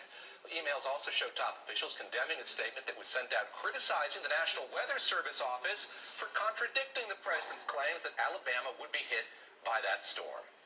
Well, the Senate will not hear from John Bolton in President Trump's impeachment trial, despite even more evidence that he's got a lot to say. The New York Times continues to release new information from the former National Security Advisor's unpublished manuscript about his time in the Trump administration. And in it, Ambassador John Bolton claims President Trump's pressure campaign on Ukraine began much earlier than was previously reported. The New York Times reports, quote, President Trump directed John Bolton, then his National Security Advisor, to help with his pressure campaign to extract damaging information on Democrats from Ukrainian officials. The article goes on to say Mr. Trump gave the instruction, Mr. Bolton wrote, during an Oval Office conversation in early May that included the acting White House Chief of Staff, Mick Mulvaney, the president's personal lawyer, Rudolph Giuliani, and the White House counsel, Pat Cipollone, who is now leading the president's impeachment defense.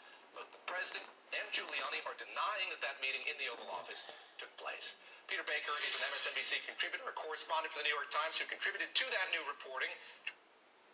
We talk about Put this from D.C. Sorry about that. Say NBC hasn't yet reviewed a draft of this book, but let me ask you about the import of this. When the chairman of the Intelligence Committee, Adam Schiff, stood in that well of the Senate yesterday, this is what he brought up first. This piece that was in your newspaper by you and your colleagues in the New York Times.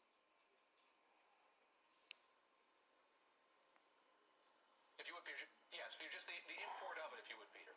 Oh, sorry, I thought we were playing this clip. Yeah, so Adam Schiff, my bad. So Adam Schiff, the lead manager, gets up, and the first thing he says yesterday, of course, is this information tells us a couple things. One, it tells us there's information out there about the pressure campaign that we hadn't had public before. He used that to try to argue for witnesses, argue for calling John Bolton to hear his testimony. The second thing, of course, he brought up was the fact that Pat Cipollone was in that meeting. Pat Cipollone was standing about 10 or 15 feet away from Adam Schiff as he made that comment in the well of the Senate yesterday.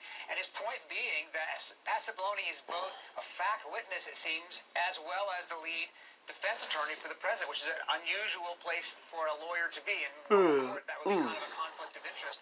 Adam Schiff was basically making that same point that Pat Cipollone was playing a double role here and hadn't really been completely straight with the Senate.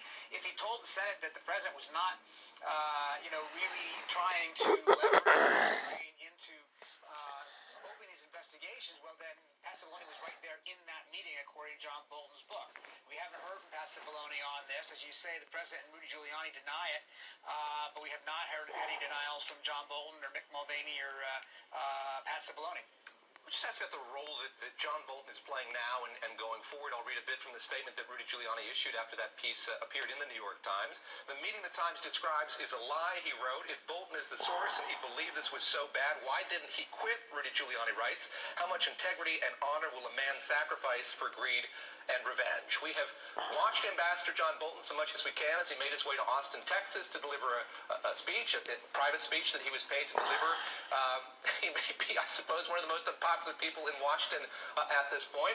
Having lost friends in the Republican Party, I imagine, having been this last best hope for the Democratic Party, as you described in pieces. What happens going forward here? This book is set to be published in March, but it is gummed up. It is stuck in the White House under review at this point, Peter. Yeah, that's a great question. The White House has told John Bolton that his book is filled with classified information and that he cannot publish it as it currently is. That could lead to a legal fight. We don't know exactly how the White House will approach this, how John Bolton will approach this. His lawyer says no, there's not classified information in there. Will they end up in court fighting over? Will he go ahead with the March 17th publication and let the White House sue him after the fact? A little interesting. Obviously, a lot of people They don't talk about stuff like including this. members of the House and Senate, and we don't know what we don't know yet. We haven't seen How the whole thing. We slavery don't made know America. what's in it that he hasn't already The case hasn't for already come out reparations in and the press. And everybody would bibliography. like to know what he said down in Austin. I thought was really interesting. He was asked about this, and he defended administration officials who had gone to testify before the House, saying that the idea that simply by giving their version of truth, their recollections, their evidence, that they were somehow being, betraying the This presidency. is definitely what needs to be talked They're doing about. their public duty. He seemed to be making out the case for himself, doing the same thing if the opportunity were ever to present itself. We're not going to have that opportunity in the Senate now. One question we don't know is what will happen in the House. Will the House Democrats, after the Wednesday acquittal vote... You know, if MSNBC, CNN could talk about stuff like this, man, imagine how great their ratings would be. Everybody would be talking about this. Hey, you got people who say, oh, well, did they still shouldn't receive any reparations? Then other people be like, yeah, this is why we need to be getting reparations.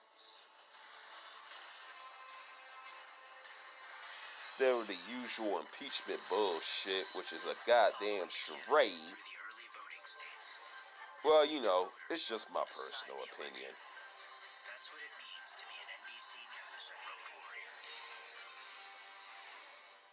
I'm all about living joyfully.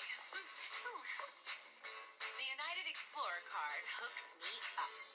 Getting more for getting away. Traveling lighter. Getting settled. Rewarded. Learn more at theexplorercard.com. McPherson. Frying pan? Well, stay tuned to get a free state-of-the-art frying pan from Gotham Steel. Yes, you heard us right. Free. Hi, Chef Daniel Green here with Gotham Steel, the newest technology in non-stick cookware made with ceramic and super strong titanium. Stronger than ever before. It's literally like cooking on air.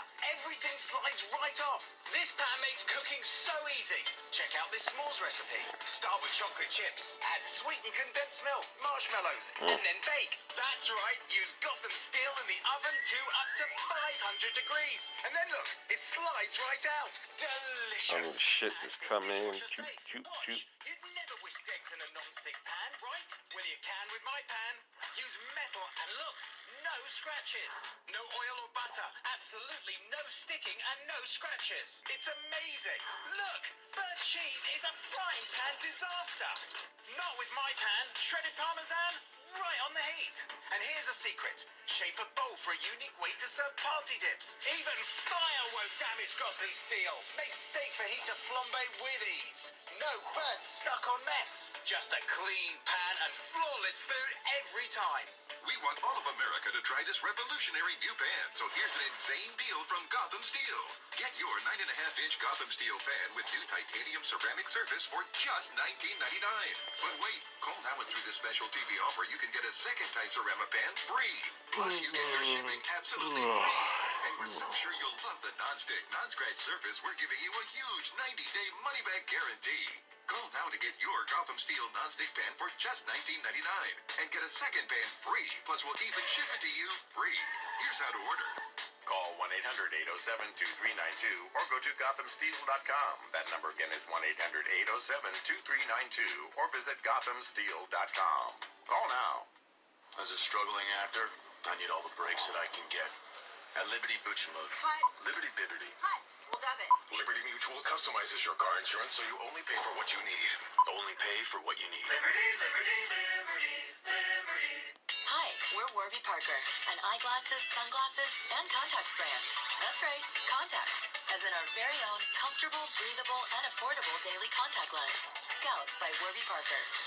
We've got your eyes covered.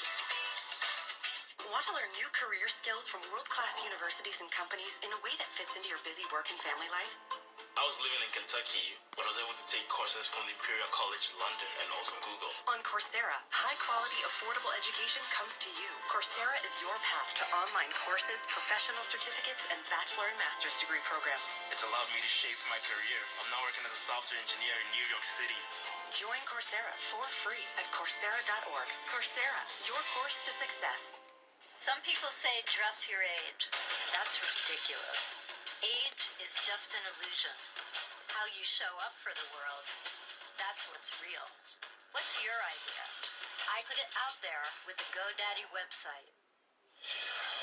Welcome back. I'm David Gurr. The Iowa caucus just 2 days away, and after all the stumping, the rallying, and the spending, we are about to see where each Democratic presidential candidate stands heading into the first critical test.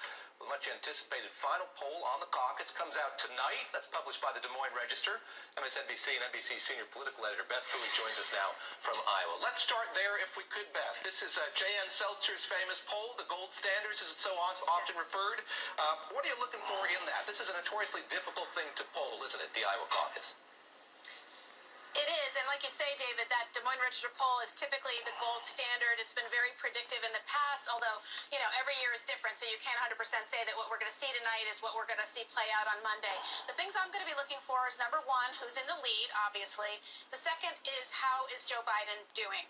Is he right up there in the top, potentially in the lead or challenging for the lead, or is he a little bit further back in the pack? Those are going to be the two big stories on Monday night, the winner and how Joe Biden does, just because there's so many big expectations for Vice President Joe Biden. He's really sort of cast himself as the electable candidate, the guy that can beat Trump, the guy that kind of can rise above the partisan rancor, even the inter-party rancor, and take it right to the president. If he does not fare well in Iowa, that is going to be very problematic for him going forward into New Hampshire. He may have a firewall in South Carolina where black voters have been very supportive of him, but it's not going to fare well for him if he does not do well here. Beth's going to have her laptop open tonight, looking at the tabs from that polling. I would bet the laptop is already open as you go through these latest fundraising filings from the FEC. We learned how much candidates have spent in the last quarter. Mike Bloomberg, Beth, out on top there, $188 million. His own money of his own fortune, followed by Bernie Sanders with $50 million, Pete Buttigieg with $34 million, Elizabeth Warren $33, Joe Biden $23 million. The money in this race, of course, important. What do you take away from those figures that I just read? Well, the Bloomberg spending is remarkable, and it's all going into states outside of these four critical early states where the rest of the Democrats are clustered. So you were seeing Mike Bloomberg starting to show up in lots of national polls because of that wave of spending, just that unending amount of ad spending that's going on in big states and some of those Super Tuesday states out in California and Texas. He's got the resources to do that, obviously.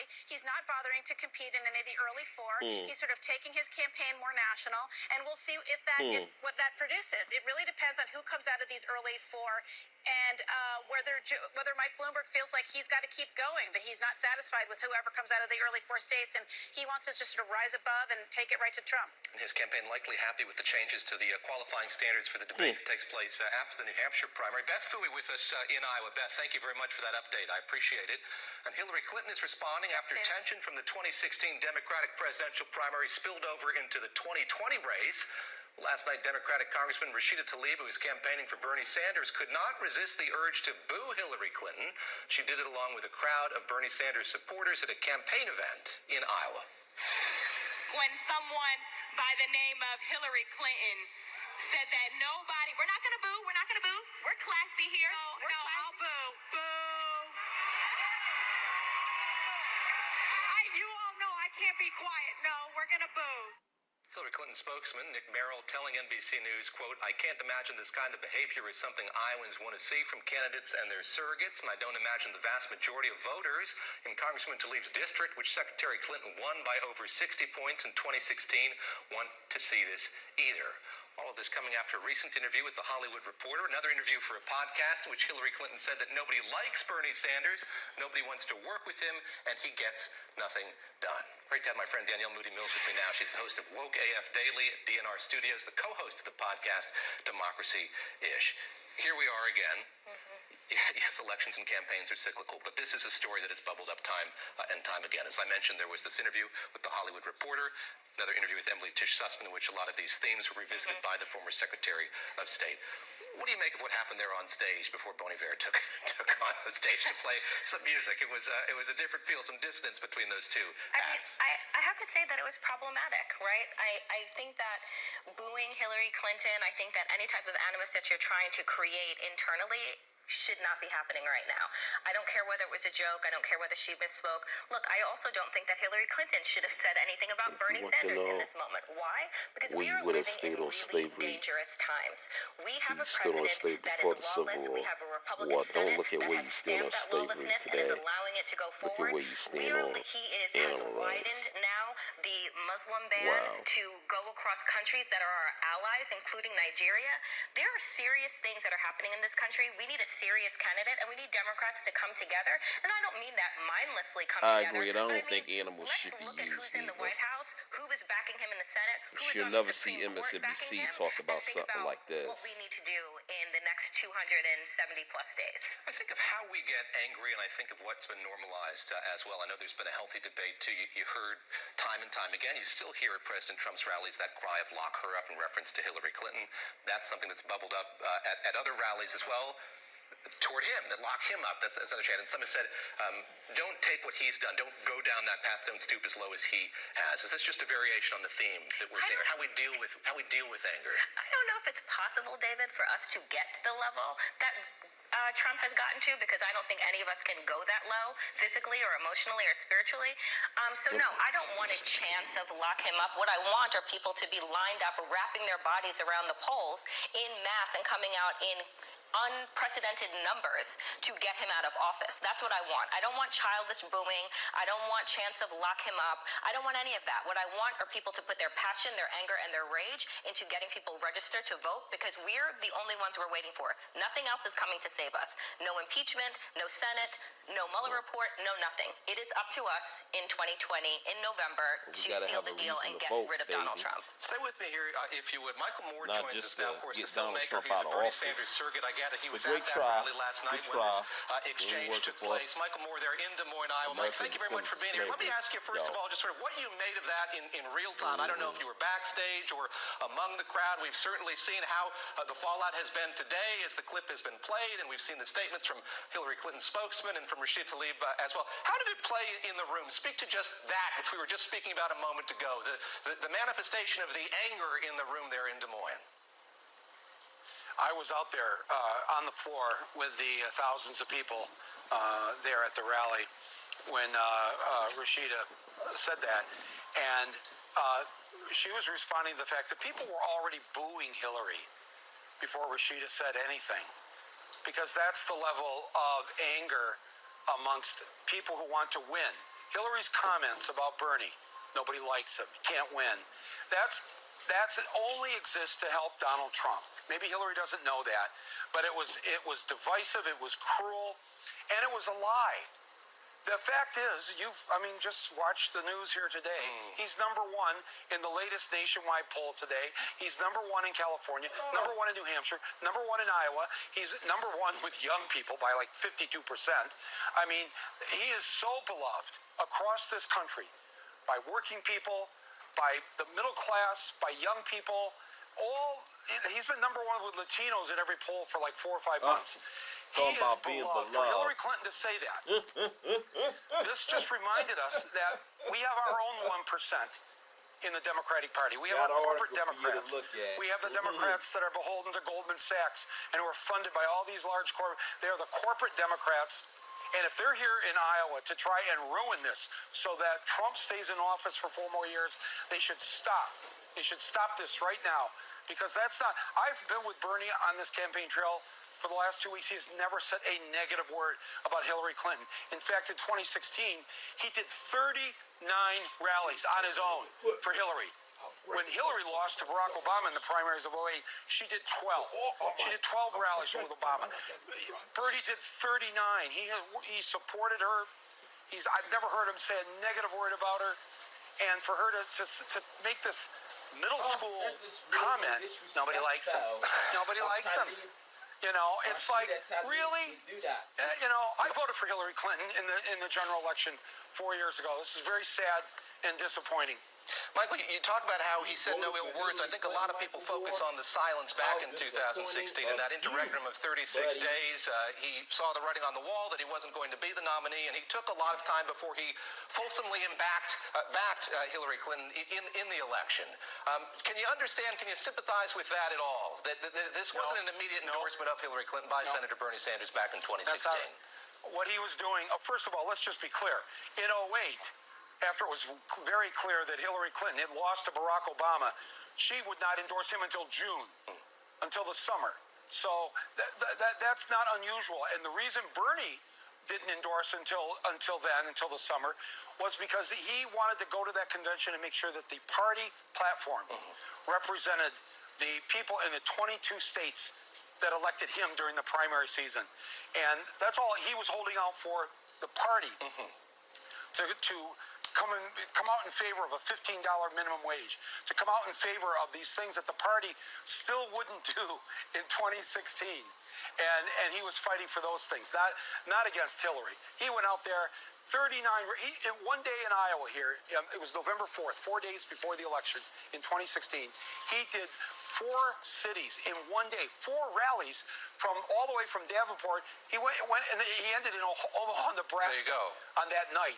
For Hillary. Michael. So I don't want to hear any more about this. This is just this madness of that Hillary is.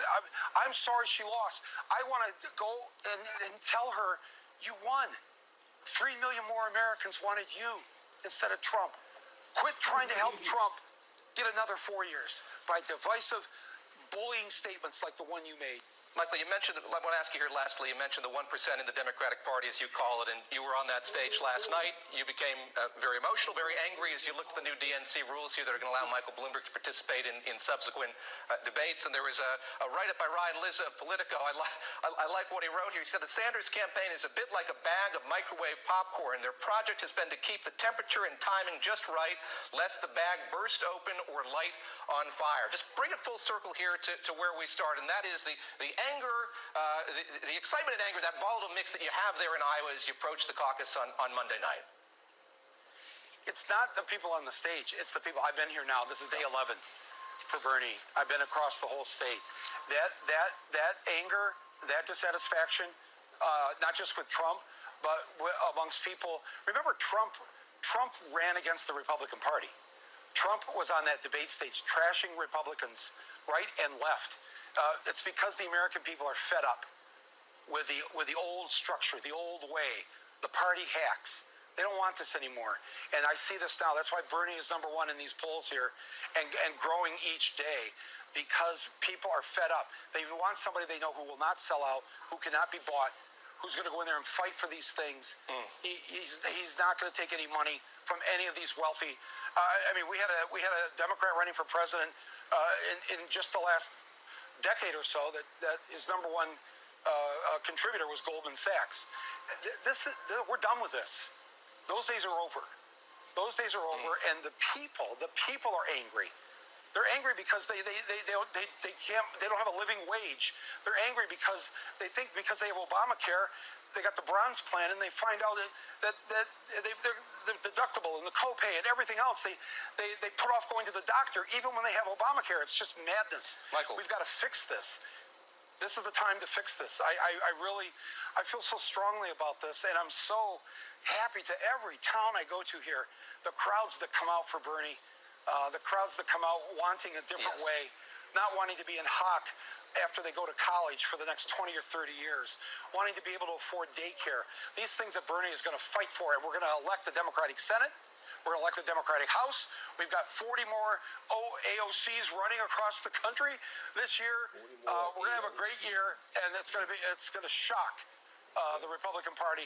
And Donald Trump, I will be there with a U-Haul Y'all hear that, on January 20th next year to help him. I'm just that kind of guy. With the U-Haul in the Hawkeye hat, Michael Moore there joining us from Des Moines. Michael, thank you very much. And Danielle, quickly, if you would, just want you to get a comment on what he said there. I go back to that pop for a moment. What Bernie Sanders' campaign started, he may not have said anything negative here, but you do have these moments bubbling up here among the campaign. You have these moments, but we need to move past that. We have so many more important things that are happening with this president, in this White House, with this Senate. They are criminal. They are doing criminal acts, and we need to focus on that, not this squibbling. Danielle Moody Mills mentioning that travel ban. We're going to talk about that in just a moment with the Homeland Security reporter for the New York Times. Danielle, thank you very much. We'll be right back. Parents have a way of imagining the worst, especially when your easily distracted teenager has the car. At Subaru, we're taking on distracted driving with sensors that alert you when your eyes are off the road. The all-new Subaru Forester. The safest Forester ever.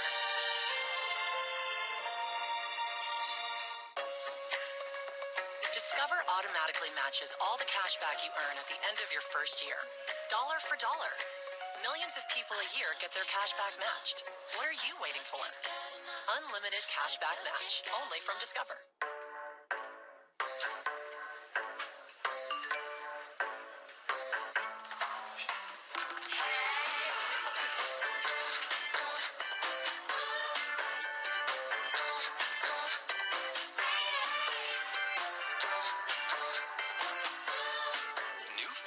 Ultra Duo Power provides you with unbeatable hold and strong seal against food infiltrations.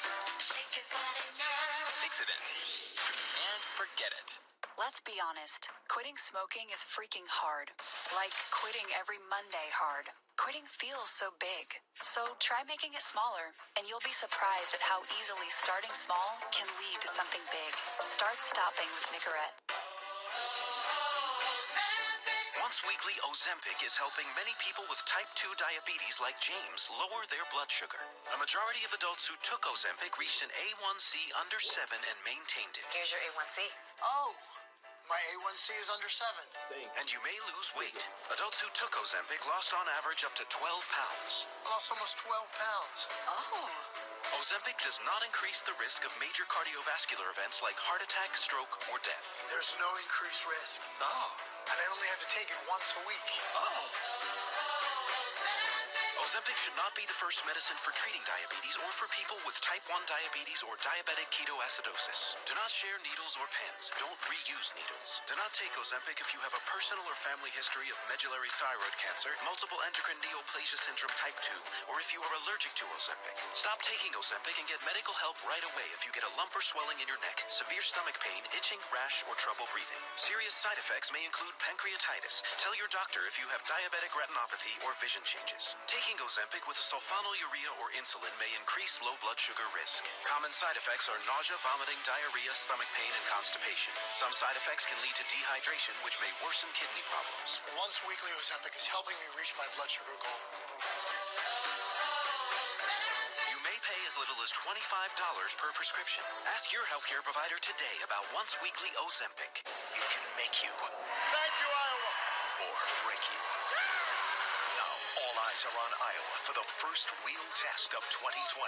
The Road Warriors will be on the ground with the campaign. Are you ready to be a president? Steve Kornacki at the big board. If you lose early, that could be curtains for you. And our primetime team on what comes next. Iowa tonight will change the political balance in the United States. Special coverage of the Iowa caucuses, Monday at 6 on MSNBC. Welcome back. I'm David Gura. The Trump administration expanded its travel ban on Friday to include 6 more countries. 5 of those 6 countries have large Muslim populations. That means the total number of countries on the restricted travel list now stands at 13. Joining me now is New York Times Homeland Security correspondent Zolan Kano-Youngs, joining me from Washington, D.C. today. Thank you very much for being here. And let's just start with the importance of this. This is something that was rumored to, reported to be in the works for some time. The president here adding to that list Nigeria, Myanmar, Eritrea, Kyrgyzstan, Sudan, and Tanzania.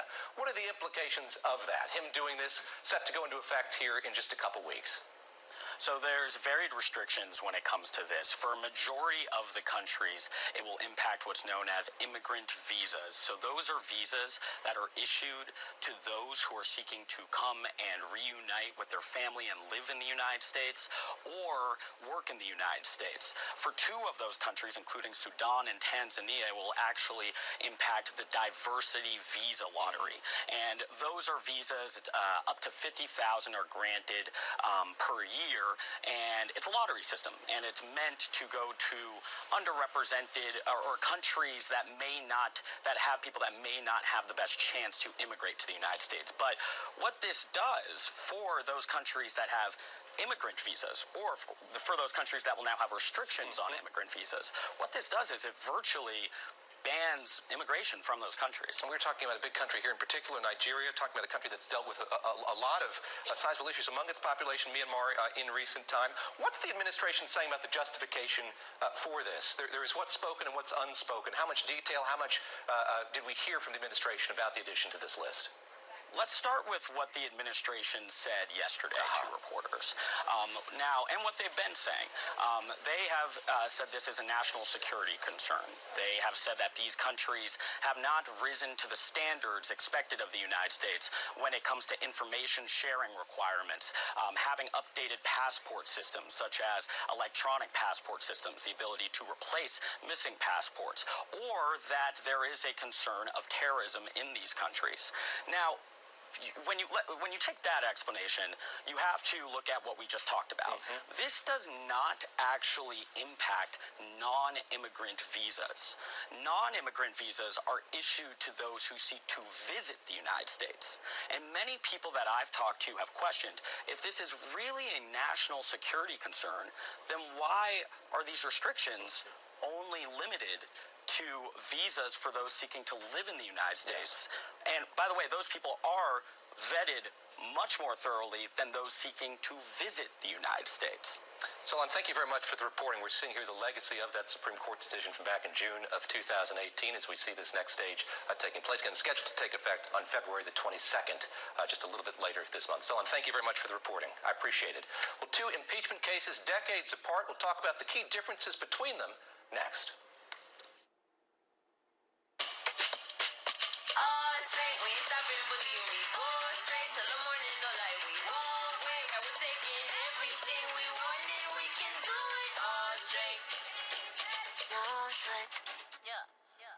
Americans come to LendingTree.com to compare and save on loans, credit cards, and more. But with the new LendingTree app, you can see your full financial health, monitor your credit score, see your cash flow, and find out how you could cut your monthly bills. Download it now to see how much you could save. Sandals is more than a five-star destination. It's a departure from the everyday, where every indulgence is yours for the asking. Yeah, you can take me there. At Sandals, your bucket list becomes a to-do list because the best of everything is all included, exceeding expectations. It's how we earn our stars every day. Call 1-800-SANDALS. Stay tuned to get 2 rolls of alien tape free. You heard that right, free. Finally, there's alien tape, a revolutionary new tape that doesn't use adhesive, but strong enough to hold an incredible 17.5 pounds on most surfaces. You'll love alien tape, the incredible new advanced grip technology tape that instantly locks anything into place without screws or anchors. There's more. Alien tape is reusable. Remove it, rinse it, and reuse it. Use it again and it's just as strong. Use alien tape to hold stuff in place. It locks right down instantly. Keep things secure until you're done. Just give it a twist, and it comes right off. Alien tape comes right off because it doesn't use adhesive. But on drywall, it's a permanent alternative to nails. No need to drill into cabinets. Alien tape will stay in place until you decide to take it off. Alien tape is perfect for glass. Use it for heavy towels, and it stays in place. When you're done, remove it, and there's no residue. Alien tape defies gravity, even when it's wet. You'll love it. Alien tape grips to most surfaces instantly. Hang heavy pictures on stone in a flash. Use alien tape outdoors. No screws or permanent holes. Alien tape is the reusable double-sided tape you'll use everywhere. Alien tape stops furniture from sliding that won't damage floors. You'll love it. Alien Tape keeps carpets in place. Use Alien Tape in the car for backseat entertainment. Or easily secure your cell phone while driving. Call or go online to get your roll of the incredible Alien Tape for the low price of $19.99. But wait, order today, and you can get 2 additional rolls of Alien Tape absolutely free. There's more. We'll ship it to you free. That's right, free shipping. That's almost 21 feet of Alien Tape for $19.99. Alien Tape. Don't delay. Get yours today. Here's how to order. Call 1-800-248-1868 or go to tryalientape.com. So call 1-800-248-1868. That's 1-800-248-1868 or order online at tryalientape.com. Breathe freely fast with Vicks Sinex. My congestion's gone. I can breathe again! I can breathe again. Oh. Vicks Sinex. Breathe on. The Hyundai Kona has been named the 2019 North American Utility Vehicle of the Year. It's good to be the big dog. It's even better when everyone knows it.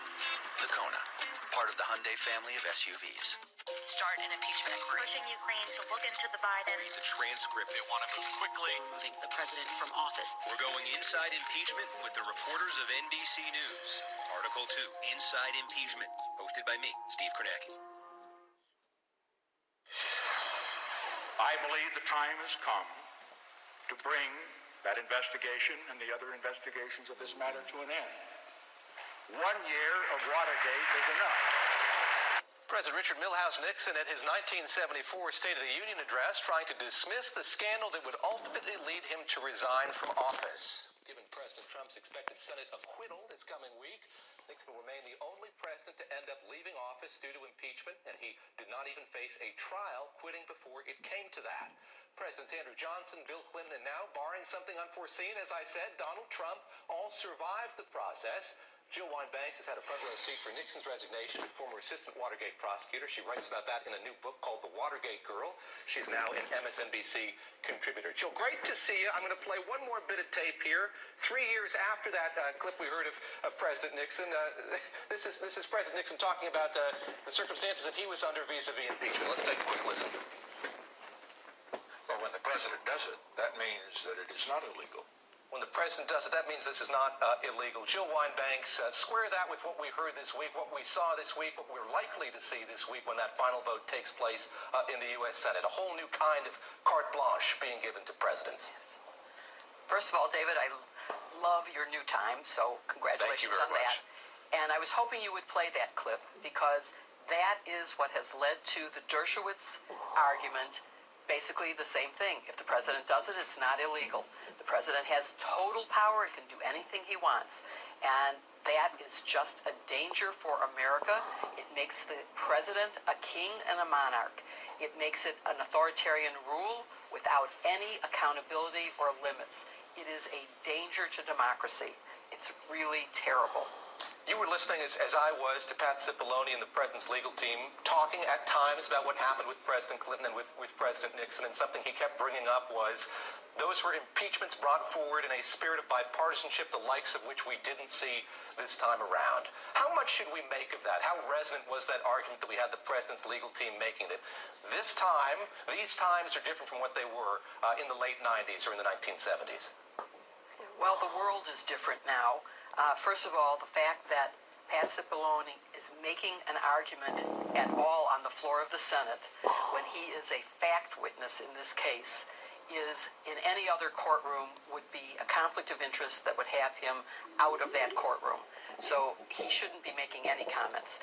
But yes, we are in a different world. We had 3 networks back then, and they all had the same facts. Now we live in an alternative universes where I believe one set of facts, you believe probably that same set of facts. But if I was watching Fox News, I would think that there is a totally different set of facts. And that's a danger. We have the same money involved now because all of the Watergate legislation that improved campaign finance have been obliterated by Citizens United. And so there's too much money affecting this, and there's too much gerrymandered districts, which mean people don't have to compromise. Yes, back then, the Republicans supported articles of impeachment. It was a bipartisan vote.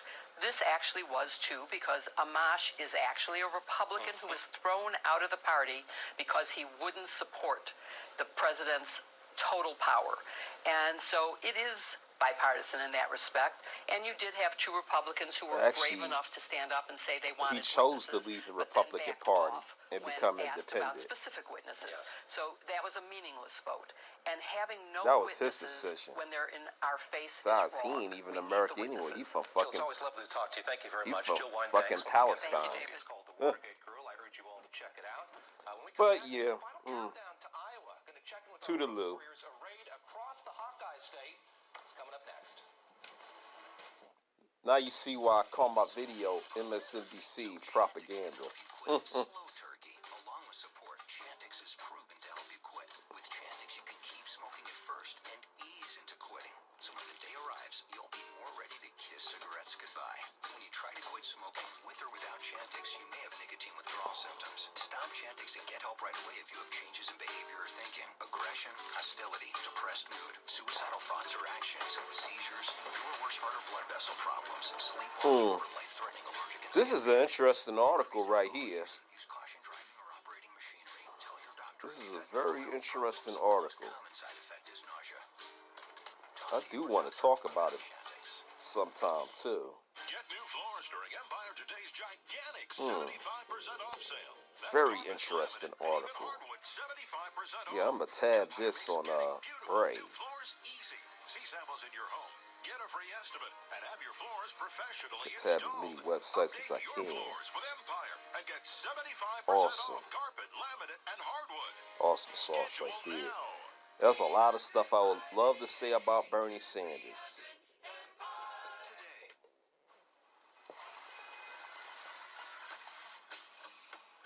A hard 20 after a hard day isn't for everyone. Waking up before the sun isn't for everyone. Isn't for everyone. Peloton, let's go. But at $58 a month, don't give up. Come on. Peloton is for anyone who wants it. Frequent heartburn? Not anymore. The Prilosec OTC 2-week challenge is helping people love what they love again. Just one pill a day, 24 hours, zero heartburn. Because life starts when heartburn stops. Take the challenge at PrilosecOTC.com. Hi guys, this is the Chevy Silverado with the world's first invisible trailer. Invisible trailer? And it's not the trailer right next to us? You don't believe me? Hop in.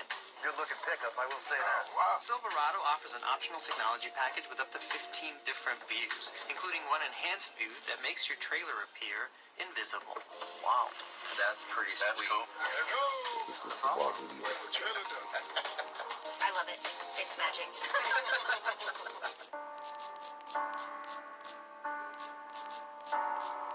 Say something, I'm giving up on you.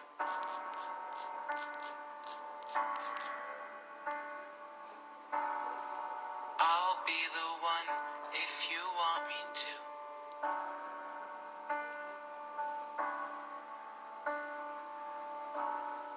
Anywhere I would have followed you.